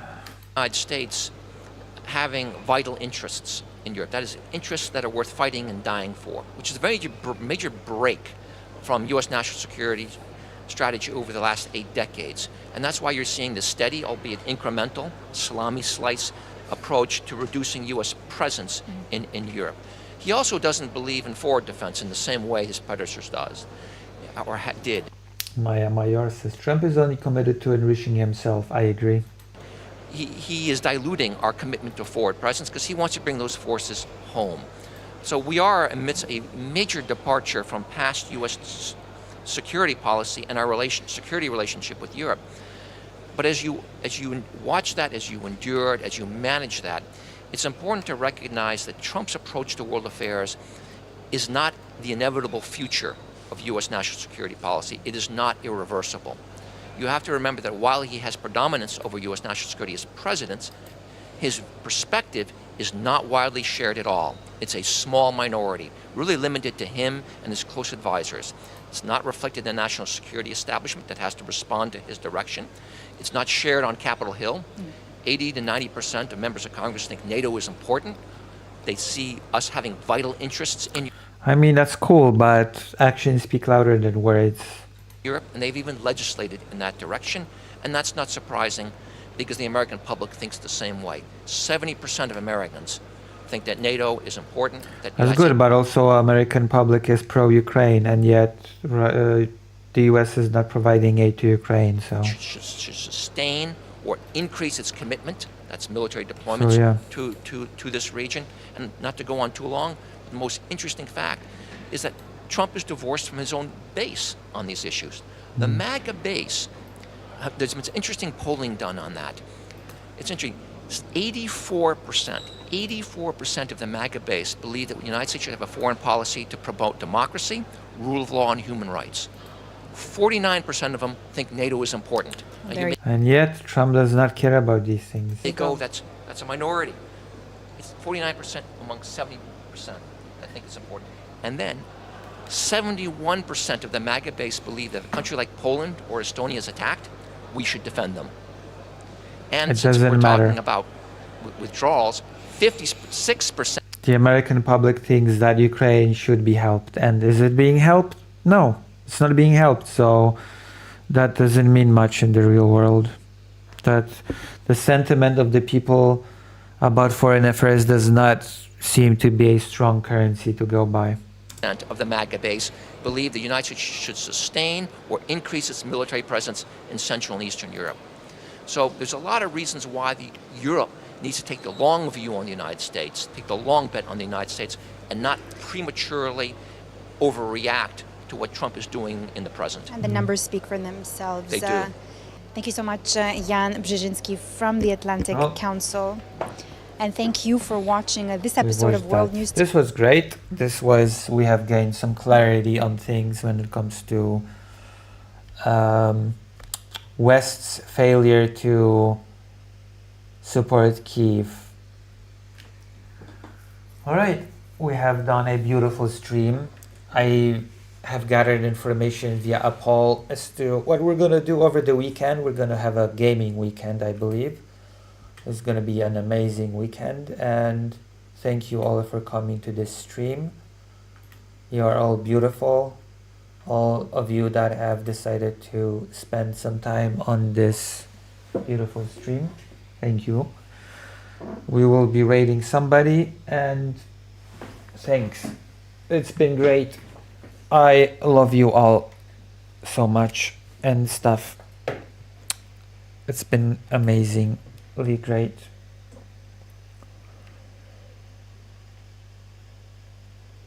I'm gonna raid you. I'm gonna raid you.